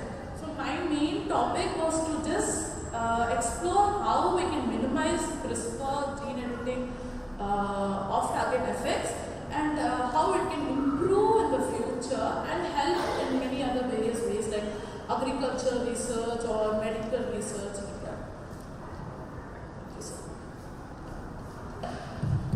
It's a very interesting topic that you picked up and much talked about, and already we're looking at in various crops like rice and wheat and whatever. They've genetically modified the whole thing to the extent that they can't even reproduce beyond one generation. So there's so much of scope and positivity in what can be done. Maybe no human being will ever fall ill nearer in the future rather than far in the future. But nature in itself has its own way of identifying genetic structures and so on. Do you think this could be tampering rather than enhancing? Could be both ways. Might be tampering, might be enhancing, but then in my opinion, I feel like we would be enhancing it because it's not like for unintended purposes. We are doing this to like remove cancer that's most life-threatening for humans right now. So it won't be like altering, but then for if it's used for good uses, it will be like enhancing the technology.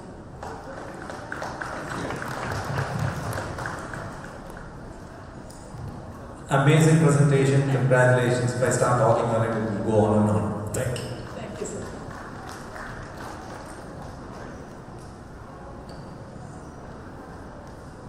So are you in quantum state now?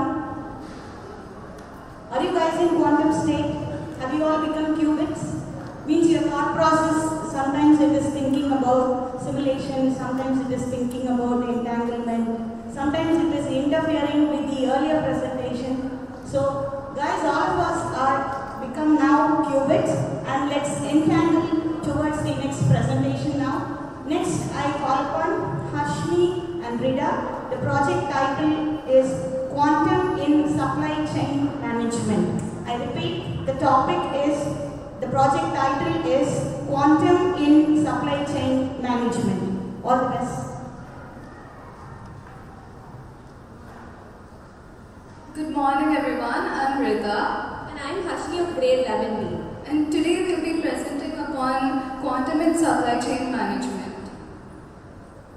So these are the table of contents we'll be discussing today. And we'll be discussing on 3 places or 3 situations where quantum will be helping in the supply chain management. So now I'll be giving you a basic introduction about what a supply chain means. So a supply chain is basically the coordination of activities from production, procurement, warehousing, inventory management, and finally giving the goods and services from the suppliers to the consumers. So now it is the basics of quantum computing which we will be using in the supply chain management. First, it is with the superposition, which helps the qubits to like stay in multiple states until it is completely measured. So next it is with entanglement. It links the particles so that when one is So then the next is tunneling. It allows electrons to pass through energy barriers that normally the classical bits lack. So now I'll be explaining quantum computing and supply chain management. So supply chain management is really highly complex. So quantum computing can help in the optimization of suppliers, production, and finally inventory. So here the main applications are supplier selection and dynamic switching. So supplier selection means choosing the right supplier who can give us the best quality goods and also according to the demands in the market. Next is the inventory balancing and problematic demand. So as we know, a lot of inventory and stock has to be perfectly managed. So according to the location and the demand in each place, inventory is balanced. And lastly, route and production scheduling. So to avoid traffic and give us the best scheduling, we use quantum computing. So in order to help this, we are using gate-based computers. So gate-based computers use logic gates. So logic gates are basically manipulate and they also exploit superposition and entanglement. And they also solve high complex calculations. Next, quantum annealers are also used. So they are specialized computer which helps with high complex optimization problems. Next, we are using an algorithm called QAOA, which is quantum approximate optimization algorithm. So first is the applications in planning and management. When it comes to planning and management in the supply chain, there comes demand forecasting, inventory management, and supplier coordination and many other things. So the key gains that we get when we use quantum is like accurate predictions for sales, trends and promotions. So next up is real-time scenario analysis for stock deals. So when it comes to the three phenomenon, superposition helps in the production scheduling and warehouse places like tracking warehouses. Entanglement, it models the global disruptions, and tunneling helps in facility location problems. Like location problems here means the warehouses again. Now I'll be explaining about applications in logistics. So quantum computing helps in optimizing logistics like route planning and warehousing. So here the main gains are 30% faster routes. So route planning gives us a better management to avoid traffic zones and gives us a lower fuel rate. And then effective packing, picking and layouts are also done. Now here superposition helps in optimizing dynamic vehicle routing and last mile delivery. So they give us all the delivery details and helps us with traffic zones again. And entanglement, it manages fleet synchronization, which basically means vehicle movement, it tracks all the movement, it optimizes the schedules and also manages all the tasks. And finally, tunneling, it improves and it helps in the order fulfillment to make sure all the consumers reach their orders, and also it helps to replenish the inventory as the stock reduces. So next comes the risk management and supply chain resilience. When it comes to risk in supply chains, supplier failures, natural disasters, transport failures, and all these have to be seen. So the key benefits that we get is fast scenario analysis and proactive contingency plans. Risk itself is a contingency problem only, that is it may occur or may not occur. So superposition here helps in like analyzing the shortages and cyber attacks that can happen. Entanglement, it tracks the interdependencies between suppliers. That is, we can know the background of the suppliers. Tunneling helps in finding proper plans for quick bounce backs. That is, when a risk occurs, we can just easily bounce back when using the tunneling phenomenon. So these are some real-world case studies where quantum mechanics, like they were used in few places in order to get like the needed solutions and a lot of solutions. Now we'll be talking about the challenges and limitations here. So as we know, quantum is still in its initial years. There is a very low hardware and also lack in professionals. And also right now, in order to use quantum, they're using a hybrid which uses classical computers as well as quantum computers. And here the main hurdles, as I said, are limited qubit stability and scalability, and also skill gap, which is lack in professionals. Thank you.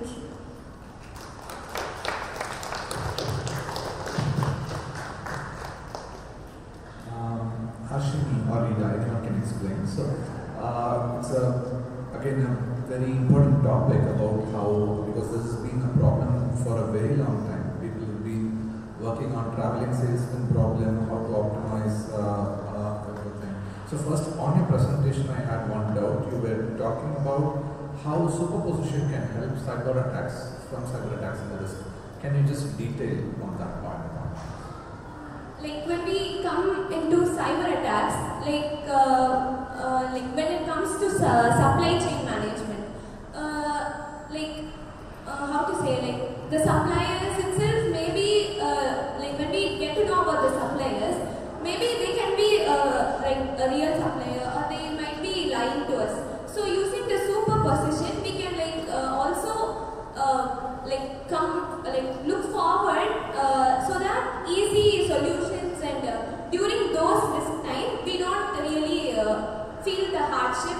We will have another supplier too. What is a superposition and how is it connected to? Like superposition means like a qubit stays in multiple states. So using those qubits, we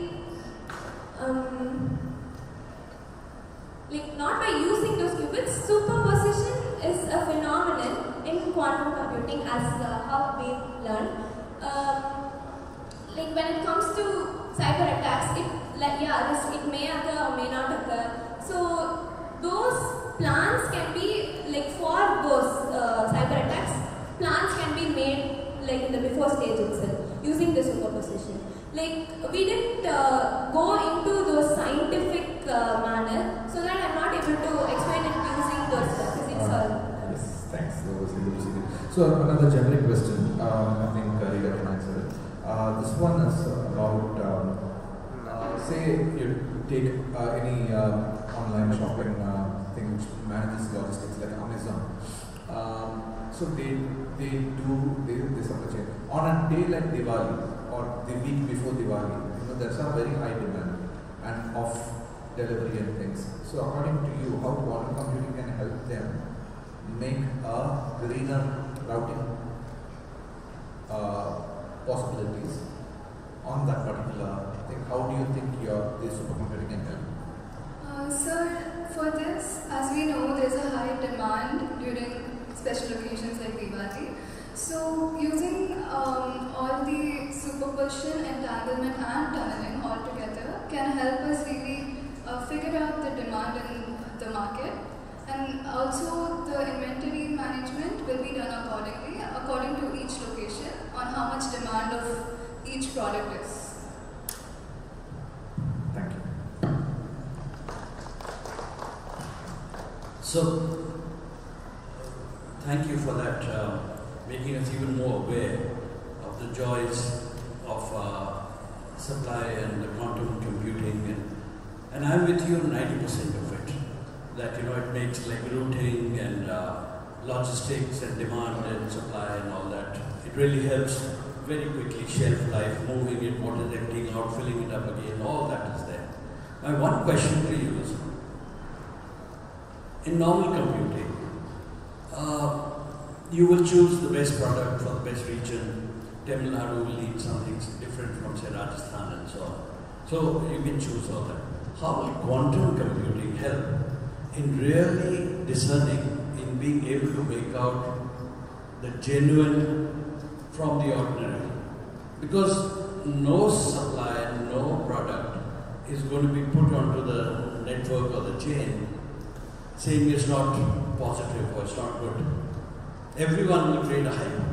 That's the best in the market.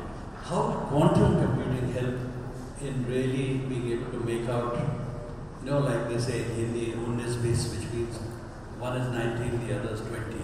Just that fine difference between one and the other to choose. How will quantum computing help with that?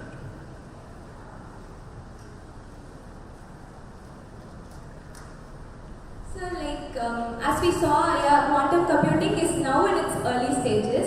But when we see in the future, as you said, not all the suppliers' information will be given, or not all routes will be seen. But when we see it is now in this stage, we can we can say. But in the future, maybe using those quantum computers, we'll be entanglement. We'll be able to link a lot of things, link a lot of situations, so that even if one supplier lags or one supplier fails, we'll be having another supplier to enhance our supply. Like using the other supplier, we'll be able to sell our products. So I would like to add a point. So in classical computers, we don't really get many possibilities or other uncertainties, and we don't get many solutions to it as well. So when you use quantum computers, they'll give you many solutions, many varieties of what people like, which can really help us make the best product in the market. Okay, good. I mean, these are early stages. So yes, it's a question for the future and well worth thinking about, which you can keep working on. So I'm just trying to add, for example, the jacket you're wearing. How do you decide that this material of the jacket that you're wearing is the best, or whether there are many more in the market, but the computer cannot differentiate one from the other, and human beings can't. No. So that is the area of quantum computing, from what I've understood, the micro aspect of it. It will be interesting for you to develop that as you go forward. But thank you very much. Thank you, sir.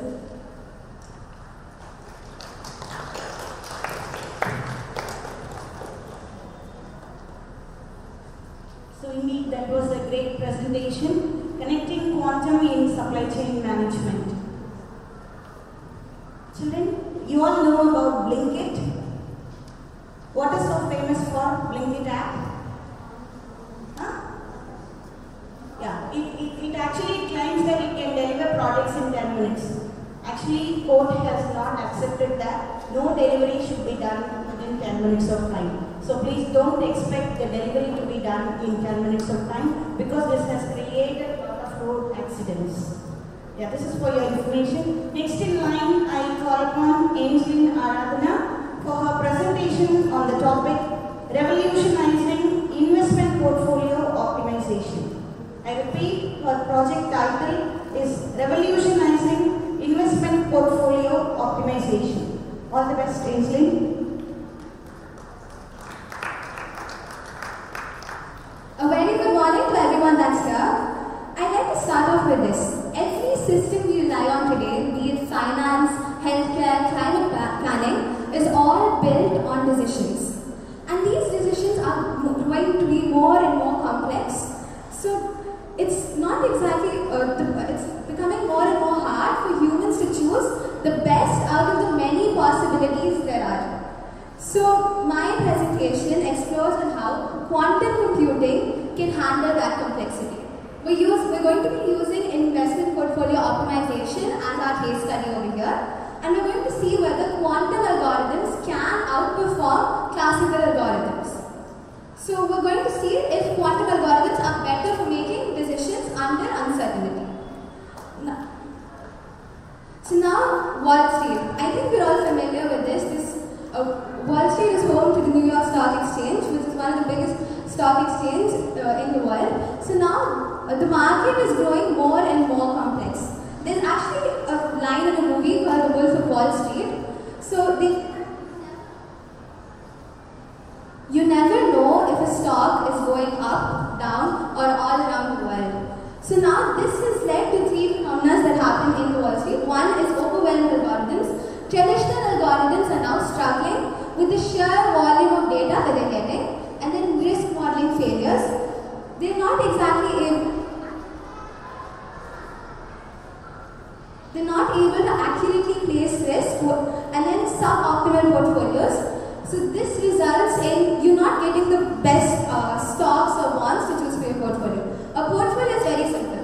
Every company, while raising capital, they divide the amount of capital that they want into stocks. Now each of these stocks have a certain amount of value. Now a portfolio is a collection.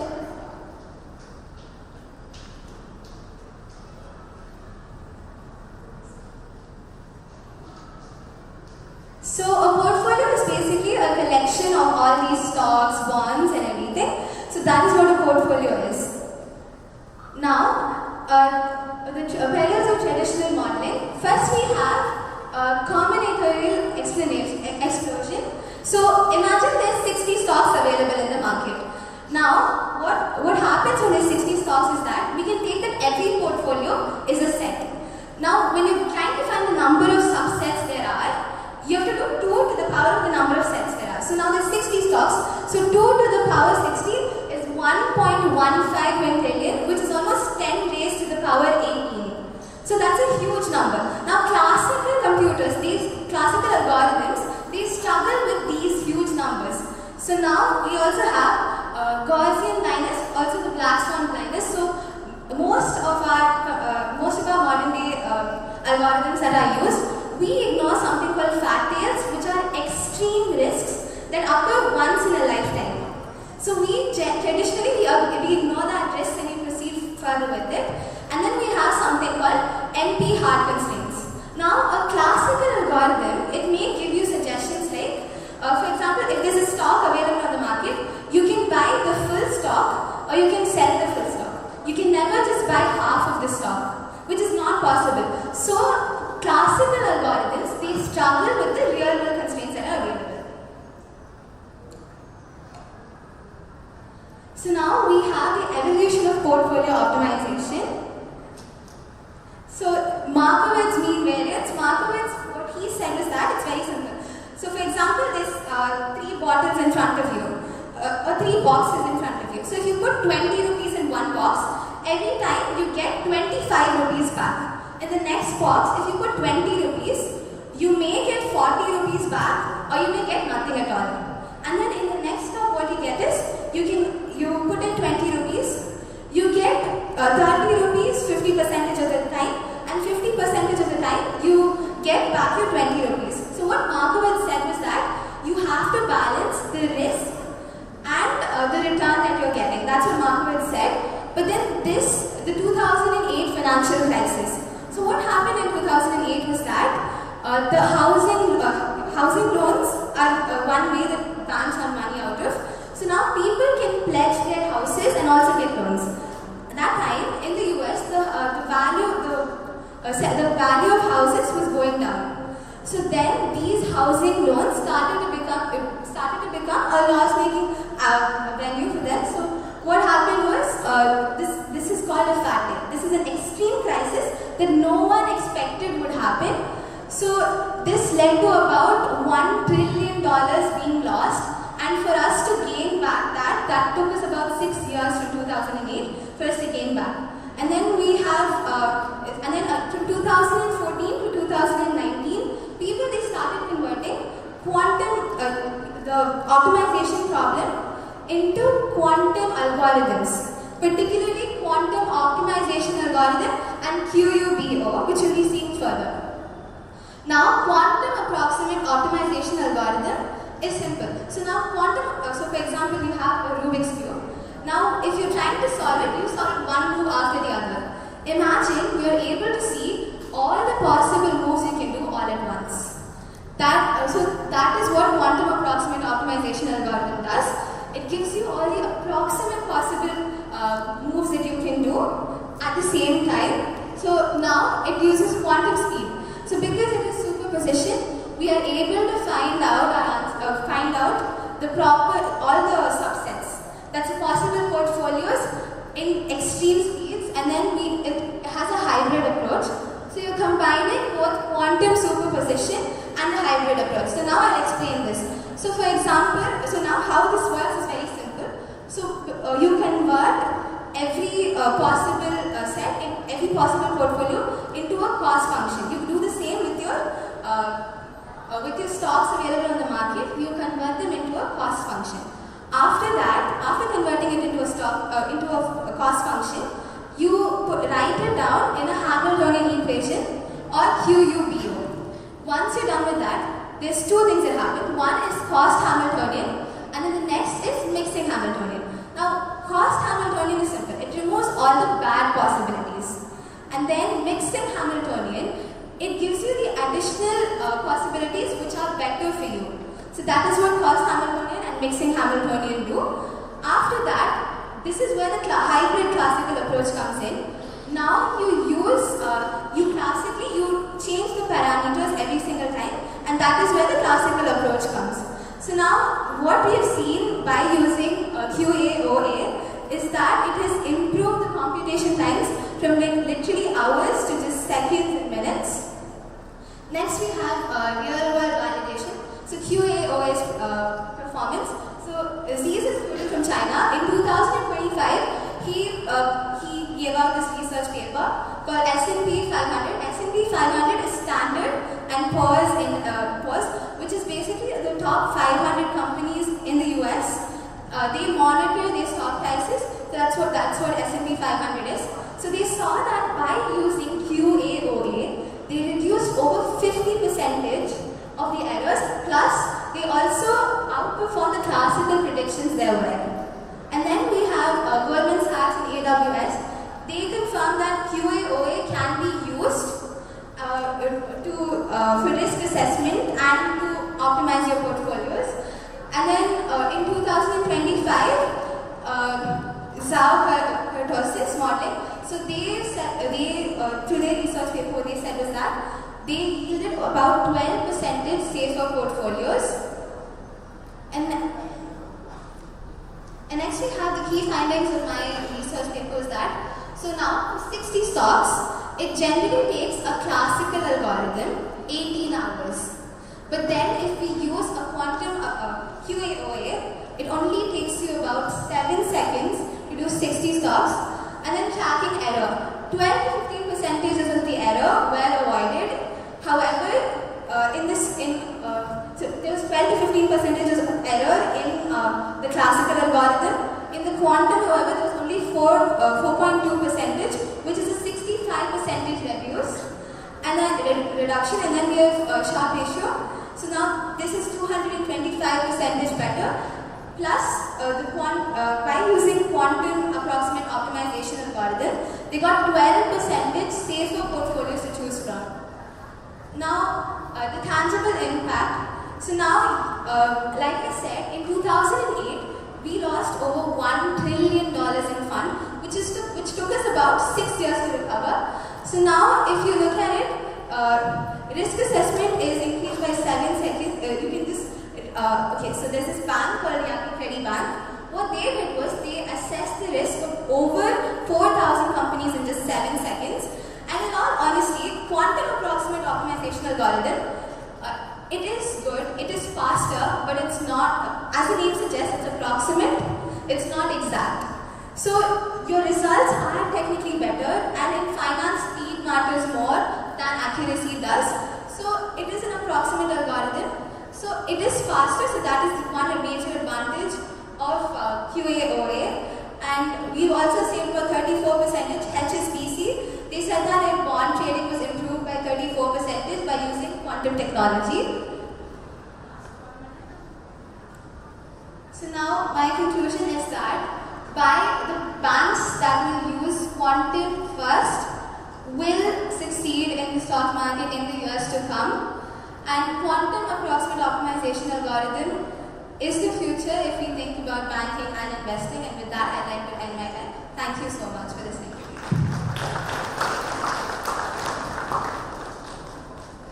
Thank you, Angela, for your presentation. You spoke with very good clarity regarding the topic. My question to you is, can you go back to the few slides before where you just add the 1, 2, 3, the real world examples?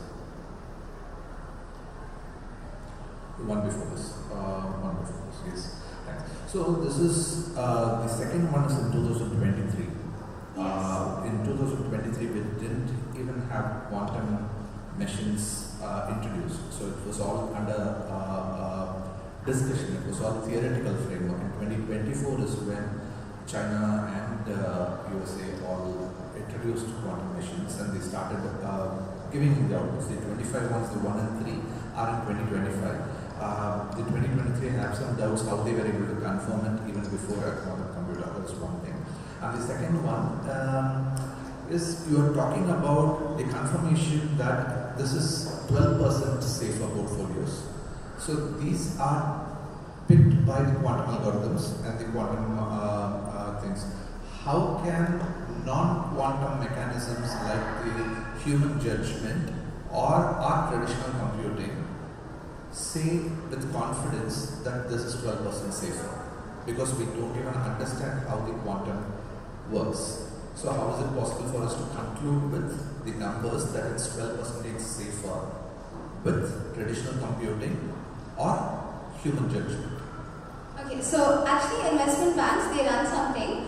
They do crisis, so what they do is that they have a crisis simulation that they do to understand what is the worst kind of loss they can make on every day. So when I was going through the research papers for this project, what they said was that while doing these crisis simulations, and most of these were done on classical hardware, these were not run on proper quantum hardware. So when they ran it during these crisis simulations, what they found was that the classical output that they got was different compared to the quantum output that they got. And they found that these portfolios, the 12% safer portfolios, that was derived from this data. While comparing them during these simulations, the crisis simulations that they were doing.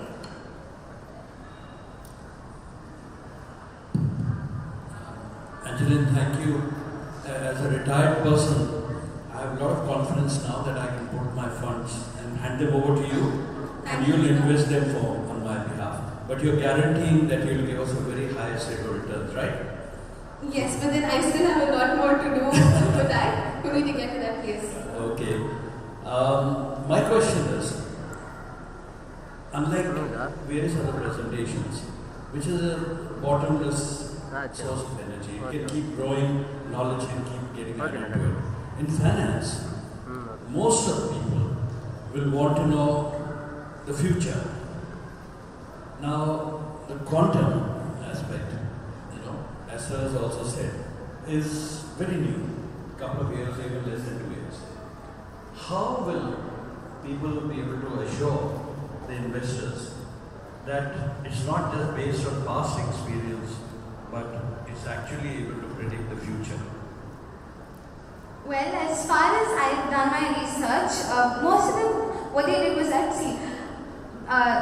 the thing is that crisis, like the financial crisis that arise, they arise in places where no one can predict. For example, 2008, no one predicted that this would suddenly happen. 2020, no one predicted that COVID-19 would suddenly emerge and the stock market would crash. But then these situations, they do arise. So now, you cannot exactly provide any particular guarantee that we can predict the future or not. That is why banks in itself, they already run crisis simulations so that they can protect themselves for the future.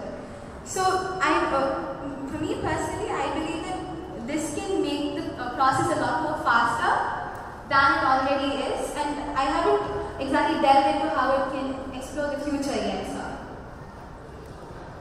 Just to add to that, asking you that how will the confidence come into this? Are you saying that there will be a stage when quantum computing will be reliable 100%, or that there will always be a balance between the human element and well, there always will be a balance, because even the algorithm that I just told you, it's an approximate algorithm. It's just faster than the classical algorithm, but it's not, it does not give you the exact results. Because it's faster, it's able to analyze the data a bit better than classical. That is why companies like McKinsey and then even Goldman Sachs, all of them, they're doing more and more research towards this. Thank you. Thank you very much.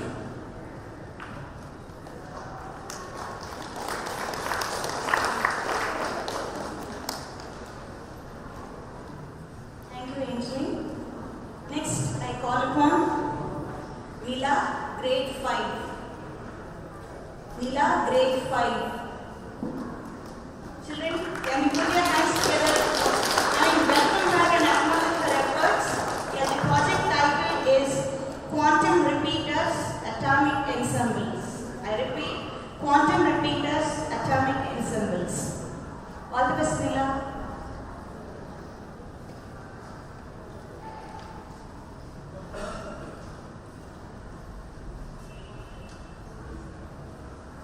Breaking news.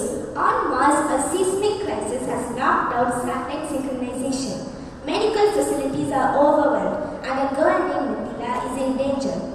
On Earth, a tsunami near Antarctica destroyed global communication cables. Classical networks collapsed, disrupting banking and healthcare systems. Underwater, as the tsunami passed overhead, pressure spiked and system failures isolated a girl named Alice, who is stationed in a hidden underwater facility. Now the crisis spans 3 environments. Space, Mithila needs urgent medical coordination on Mars. Sea, Alice is trapped beneath the tsunami-disturbed ocean. Earth, Nila must save the banking and healthcare systems.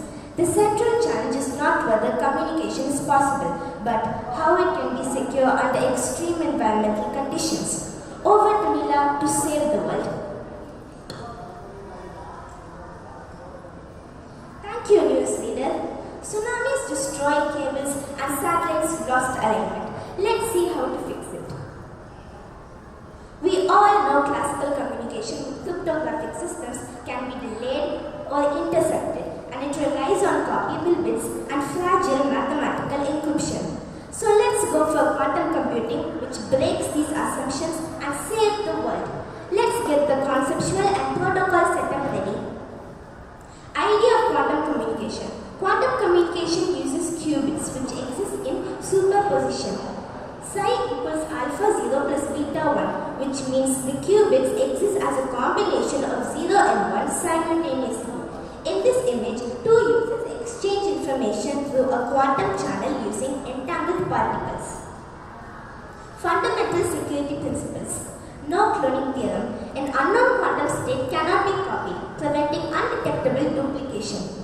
Quantum randomness. Measurement outcomes are fundamentally random, enabling truly secure keys. These principles form the physical foundation of quantum security. Quantum key distribution. QKD uses quantum states to generate secret encryption keys and photon polarization to encode quantum bits. Any eavesdropping immediately disturbs the quantum state and gets detected. QKD protects banking transactions, healthcare data, and space communication. Photon loss and segmentation. A major challenge in quantum communication is photon loss, which increases with the distance. P equals e to the power minus alpha L, which means the probability of successful transmission decreases exponentially as the distance increases. Because of photon loss, direct long-distance transmission through space or underwater cables become impractical. The solution is segmentation, where the quantum channel is divided into shorter links using quantum repeaters. Entanglement. Entanglement links particles so that states remain connected regardless of the distance. A common entangled state is phi plus equals 1 over root 2 times 0, 0 plus 1, 1, which means two particles are perfectly correlated and measuring one instantly determines the other. Any interference can disturb this entanglement, making eavesdropping detectable. Entanglement enables secure key distribution, protecting banking, healthcare, and space communication. Atomic ensembles. Atomic ensembles are large groups of identical atoms that interact collectively with light, giving a stronger light-matter coupling and making them essential for quantum repeaters and quantum communication. Quantum information is stored as collective atomic excitation. Psi equals 1 over root n, sum of atoms with one excitation, which means the quantum state is shared across many atoms. Atomic ensembles act as quantum memories and can be sensitive to magnetic fields, temperature changes, and electromagnetic noise, causing decoherence. To preserve coherence, systems use magnetic shielding, temperature control, and continuous error monitoring. Heralded heralded entanglement and DLCC protocol. In the DLCC protocol, heralded entanglement between distant atomic ensembles is confirmed by a detection signal from a single photon detector without disturbing the stored quantum states. A weak right pulse generates Stokes photons correlated with collective atomic excitation which interfere at a beam splitter. The success probability is P herald equals the trace of pi d times the raw state, which means the success probability of heralding. Only heralded events are accepted, ensuring reliable long-distance quantum communication. Quantum noise and environmental effects. Quantum systems are highly sensitive to environmental noise, such as radiation in space, thermal fluctuations underwater, and channel instability on Earth. Performance is monitored using quantum bit error rate, QBER. QBER equals the number of errors divided by the total transmitted bits, which means QBER directly measures how noisy the quantum channel is. Higher QBER indicates stronger environmental disturbance, reduced performance, and potential security risks in quantum systems. Advanced quantum effects. Quantum zero effect slows decoherence through frequent controlled observation. Limit as n approaches infinity of p of d equals 1, which means as the frequency of observation increases, the quantum states remain unchanged. This effect is used to stabilize qubits and quantum memories, ensuring reliable long-distance quantum communication. Quantum tunneling effect allows a particle to pass through a classically forbidden barrier, forming the basis of Josephson junction. The tunneling probability is T equals e to the power minus 2 kappa d, which means the tunneling probability decreases exponentially as the barrier width increases. Quantum tunneling enables ultra-sensitive detectors and solid-state devices, which are essential for photon detection and quantum communication hardware. Quantum process tomography. QPT verifies quantum information by reconstructing how a channel transforms input states into output states. In this image, the prepared input states go through a quantum process and being analyzed at the output states. For banking and healthcare applications, where accuracy is critical, QPT ensures trust and reliability in real-world conditions. Now let's get the hardware and network setup ready. Architecture of a quantum repeater network.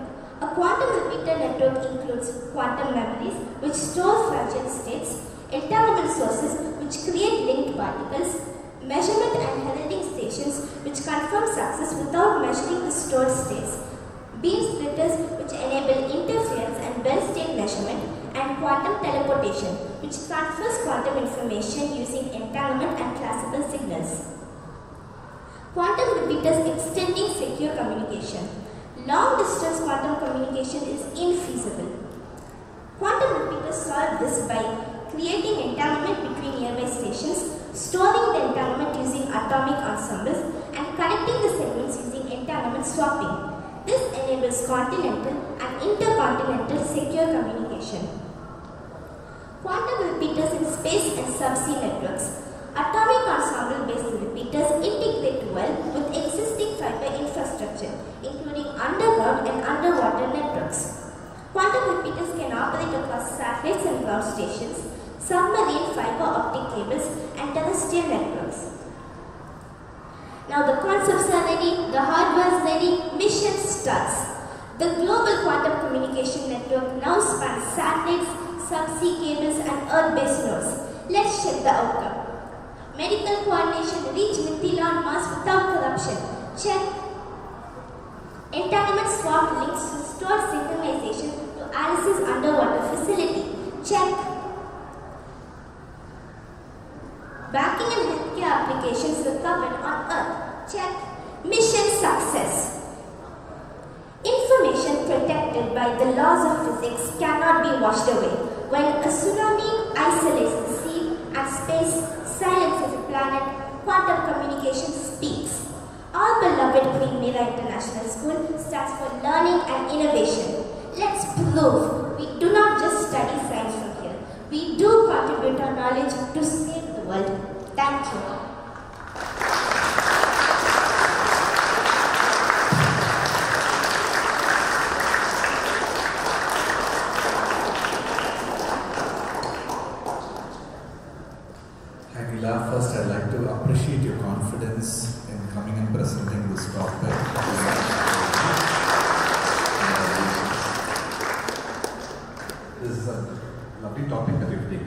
it's very fascinating also.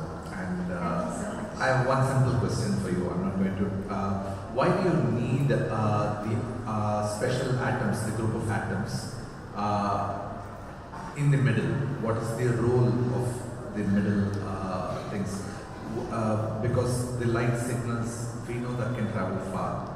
Why do you need these units in the middle as memories? So we need quantum repeaters with atomic ensembles. So quantum repeaters in the long distance channel, quantum repeaters divide the distance into shorter links, and using entanglement swapping, it connects the segments together. And you need atomic ensembles to store the information so it can travel further. So it's like the brain of the human body. The quantum information needs to be stored somewhere, and the atomic ensembles act as quantum memories. So using quantum repeaters and atomic ensembles, it is in between the distance to extend the distance further without reducing photon loss and improving longer distances. Thank you, Nita. Thank you. Thanks a lot. Are you really in grade 5? Yes, sir. Are you sure? Yes. What's your age? 11. My goodness, you're talking a language which most adults can't talk even today. So well done, congratulations for that. Amazing. I have one simple question for you. You know, with the human brain, when it gets entangled, someone can provide a hint, so you can immediately pick up on the hint and carry on. Or you can pause, you can think, process, you can rectify, and you can carry on. In quantum computing, is there possibility, or if the entanglement gets entangled, how is it going to rectify itself as a human brain can? We get prompts, we get suggestions, others can help us. Who's going to help quantum computing?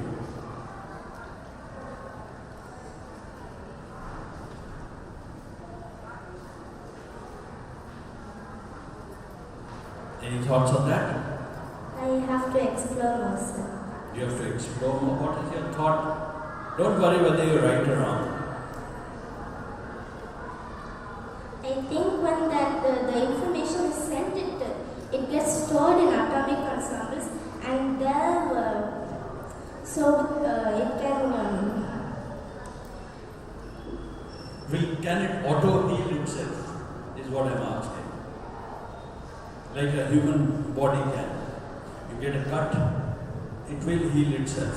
Maybe it will take longer than if you apply medicine, it will heal faster. I think that when the information is sent, it cannot heal itself, because if you try to heal it, try to copy the information, you cannot do that in quantum communication due to the no-cloning theorem. But in classical communication, signals get strengthened over and over again. But in quantum communication, we cannot do that. Like I said, the no-cloning theorem. So I think when the information is sent, it has to stay like that until the end, or else it will get lost. Okay, thank you. Thank you very much, and well done. Thank you.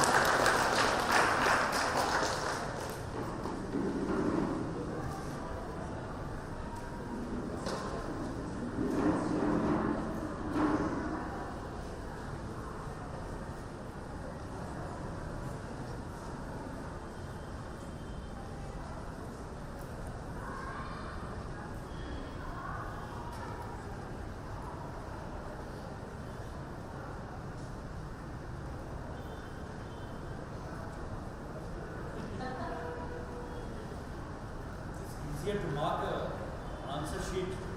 This is much tougher.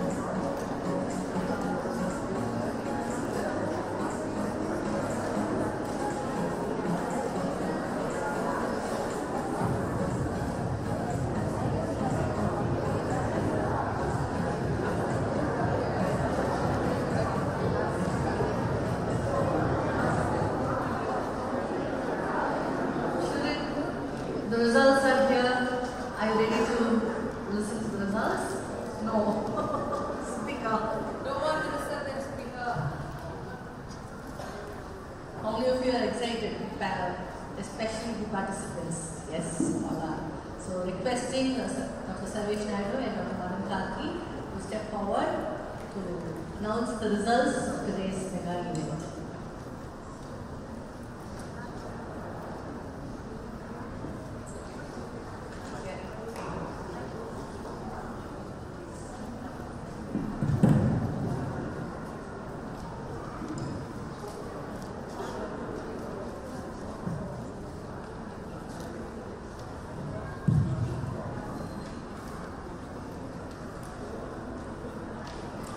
So this is the toughest job. So you guys have done the easiest job presenting your things, and the toughest job is actually giving scores. We really wish we had some quantum computing to evaluate all your parameters and give the results. But this is what human minds can do. But we had to pick winners, so that is the basic thing. So first, I'd like to announce the third place. The third place is shared between two teams. Handwriting is real. First.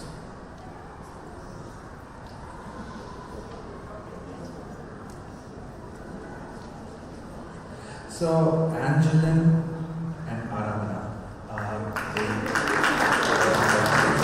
along with Somesh and Gavin.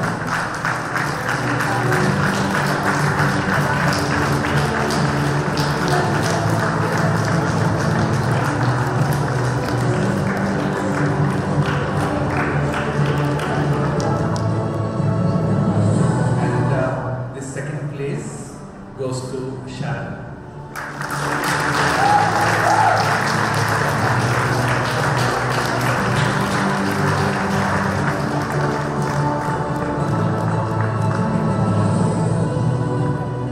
And the first place goes to Divya Darshini.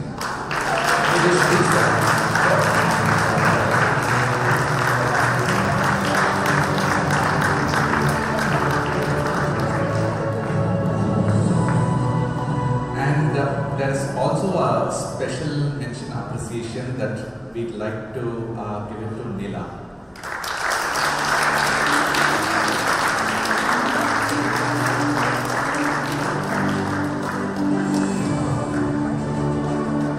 So congrats to all. First, I'd also like to congratulate all the participants. Every single presentation was really amazing, considering this is a really new topic and you're all exploring into it. And we had to choose only a small set of people, but congratulations once again. And I'd also like to announce on this moment, I'd also like to have Mr. Abhinath, if he's here, please. The Tamil Nadu government has recently announced in the Imagine conference, which I was also part of, that supercomputing power is they are bringing it to students.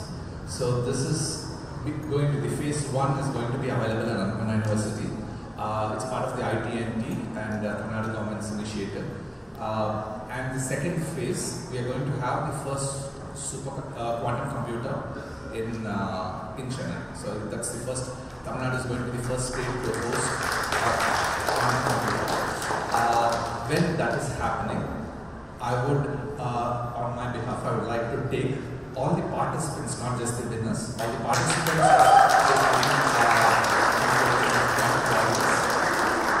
to Chennai. We'll visit the Quantum Computing Center and we can interact with the people over there, and then also followed by a dinner, which I'll be giving to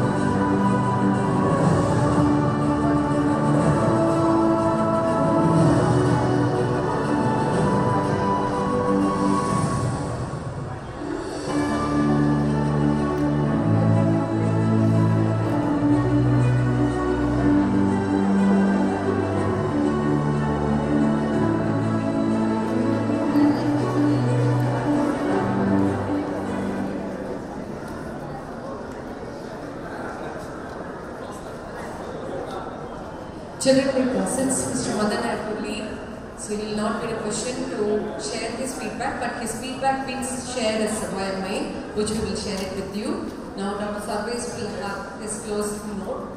So thank you, Madhan, and thank you, Dr. Sarvesh.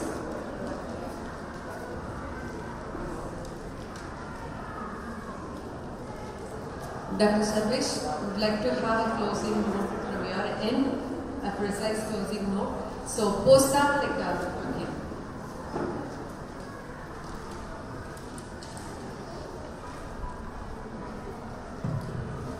So, good afternoon. You're not saying good afternoon. Or should I say Jai Hind? Alright, very good.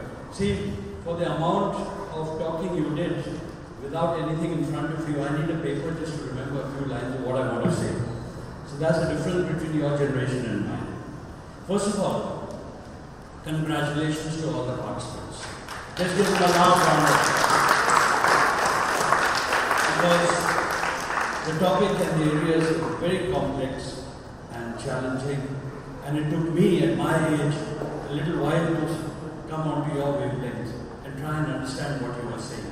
Because the mind is thinking in a totally different language compared to what you are thinking. But well done, everyone was great with that. Congratulations to the school for encouraging such kind of activities and for giving you the opportunity. I don't think you realize what an opportunity that was to be able to share and express yourself in an area you wanted to talk about. It wasn't a fixed topic, maybe quantum aspect of computing or whatever what quantum was, but every one of you chose slightly different aspect, and that was very creditable. Okay, so well done. One of the challenges, and that's to Neela Vashi. The challenge is when you take part in a one group competition, then you're competing irrespective of your age factor and whatever. In your own age group, you are up there. When you're competing with people with greater experience, more exposure, more subject specialization, it does at times becomes a little more challenging. So you have to take it in the fact that what you did with the adults sitting all around you, alright, was quite remarkable. Believe me, many of us wouldn't be able to talk that language in our entire schooling. We wouldn't be able to. Okay? And without looking at a screen or without looking at a piece of paper. It was amazing. So continue with that spirit. And it's not about the age factor in the age groups. It's about the courage and the determination to take part. And that goes with all of you. You can talk like this with people doing their masters and their research work and things like that. And you will take many of them to task and things. So be very proud of what you've done. Extremely difficult. If I had to give any one suggestion, it would be that a lot of times when you're presenting such a complex aspect, you have to keep connecting to a real life example. For example, and give an example where it is applicable. Whatever the topic you're talking about. So if you're talking about the black hole, give an example, name a black hole or in a constellation or something or recently discovered, like the Hubble telescope has done, or whatever it is. So that you're not just keeping it at a theoretical level, but you are actually relating it to the practical. Which is where Neela's age factor will come more and more. By way of the knowledge, I rated you exactly the same as most of the others. When it comes to examples and connecting with the real life scenario, that's where it all comes. So when you're talking about a supply chain, don't just throw situations. Make it more graphic, your presentation, and make it moving. Today, computers will show you how to move graphs up and down and whatever thing. So immediately the visual, it takes 5 seconds longer, but it makes it more exciting for the audience. And different colors and different aspects of it.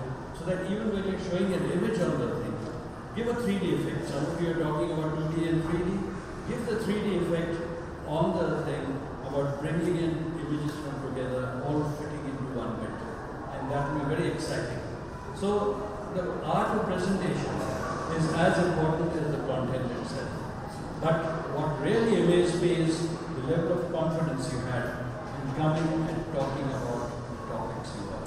And that was what made one sit up and say, oh my goodness, this is quite special. So well done, thank you very much, and I hope the audience has also gained a lot. I've always believed that for every aspect in life, there are presenters and there's an audience. There's no point playing a sport in an empty stadium. It's not the same fun as having people watching you. Appreciation is another art. Because the most important thing is to connect. You are learning every moment of your life. And the most important thing is to appreciate your friends, your colleagues, and whatever, and value what they've been able to do. And say next time, I will also be on the stage, and I will also get selected. It's a multiple set of factors. The content and the knowledge is part of it, but the whole persona, the body language, as I was talking to the students I was talking to yesterday, is extremely important. The voice modulation, the conviction, the art of drawing the audience into what you're saying is extremely important without making it into a question and answer. And also in such presentations, I'm saying that purely when you're reading, immediately affects the quality of the presentation because the conviction becomes more flat. Whereas when you're speaking, then it's coming from your heart and your mind, and you're able to modulate your voice with passion and compassion and feeling all the time. So try and do that, and keep the paper only there to be able to refer to something that you feel you might forget. But this was remarkable. Thank you very much. Thank you to the school. It was a pleasure to be a part of that. And judging was not easy. If you think presentation was tough, judging was tougher. The scores were very, very close to each other. So thank you very much. Thoroughly enjoyed it. Let's have a loud Jai Hind. Oh, this part of the audience fallen asleep. 1, 2, 3. Yes, thank you very much.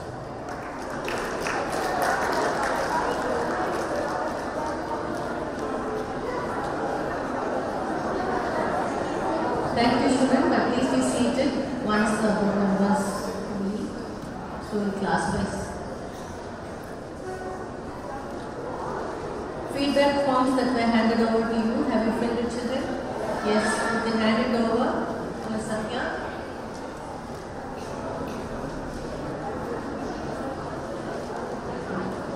Dr. Madhan Karky will be sharing the certificates to all the participants. That will be from his Career Foundation.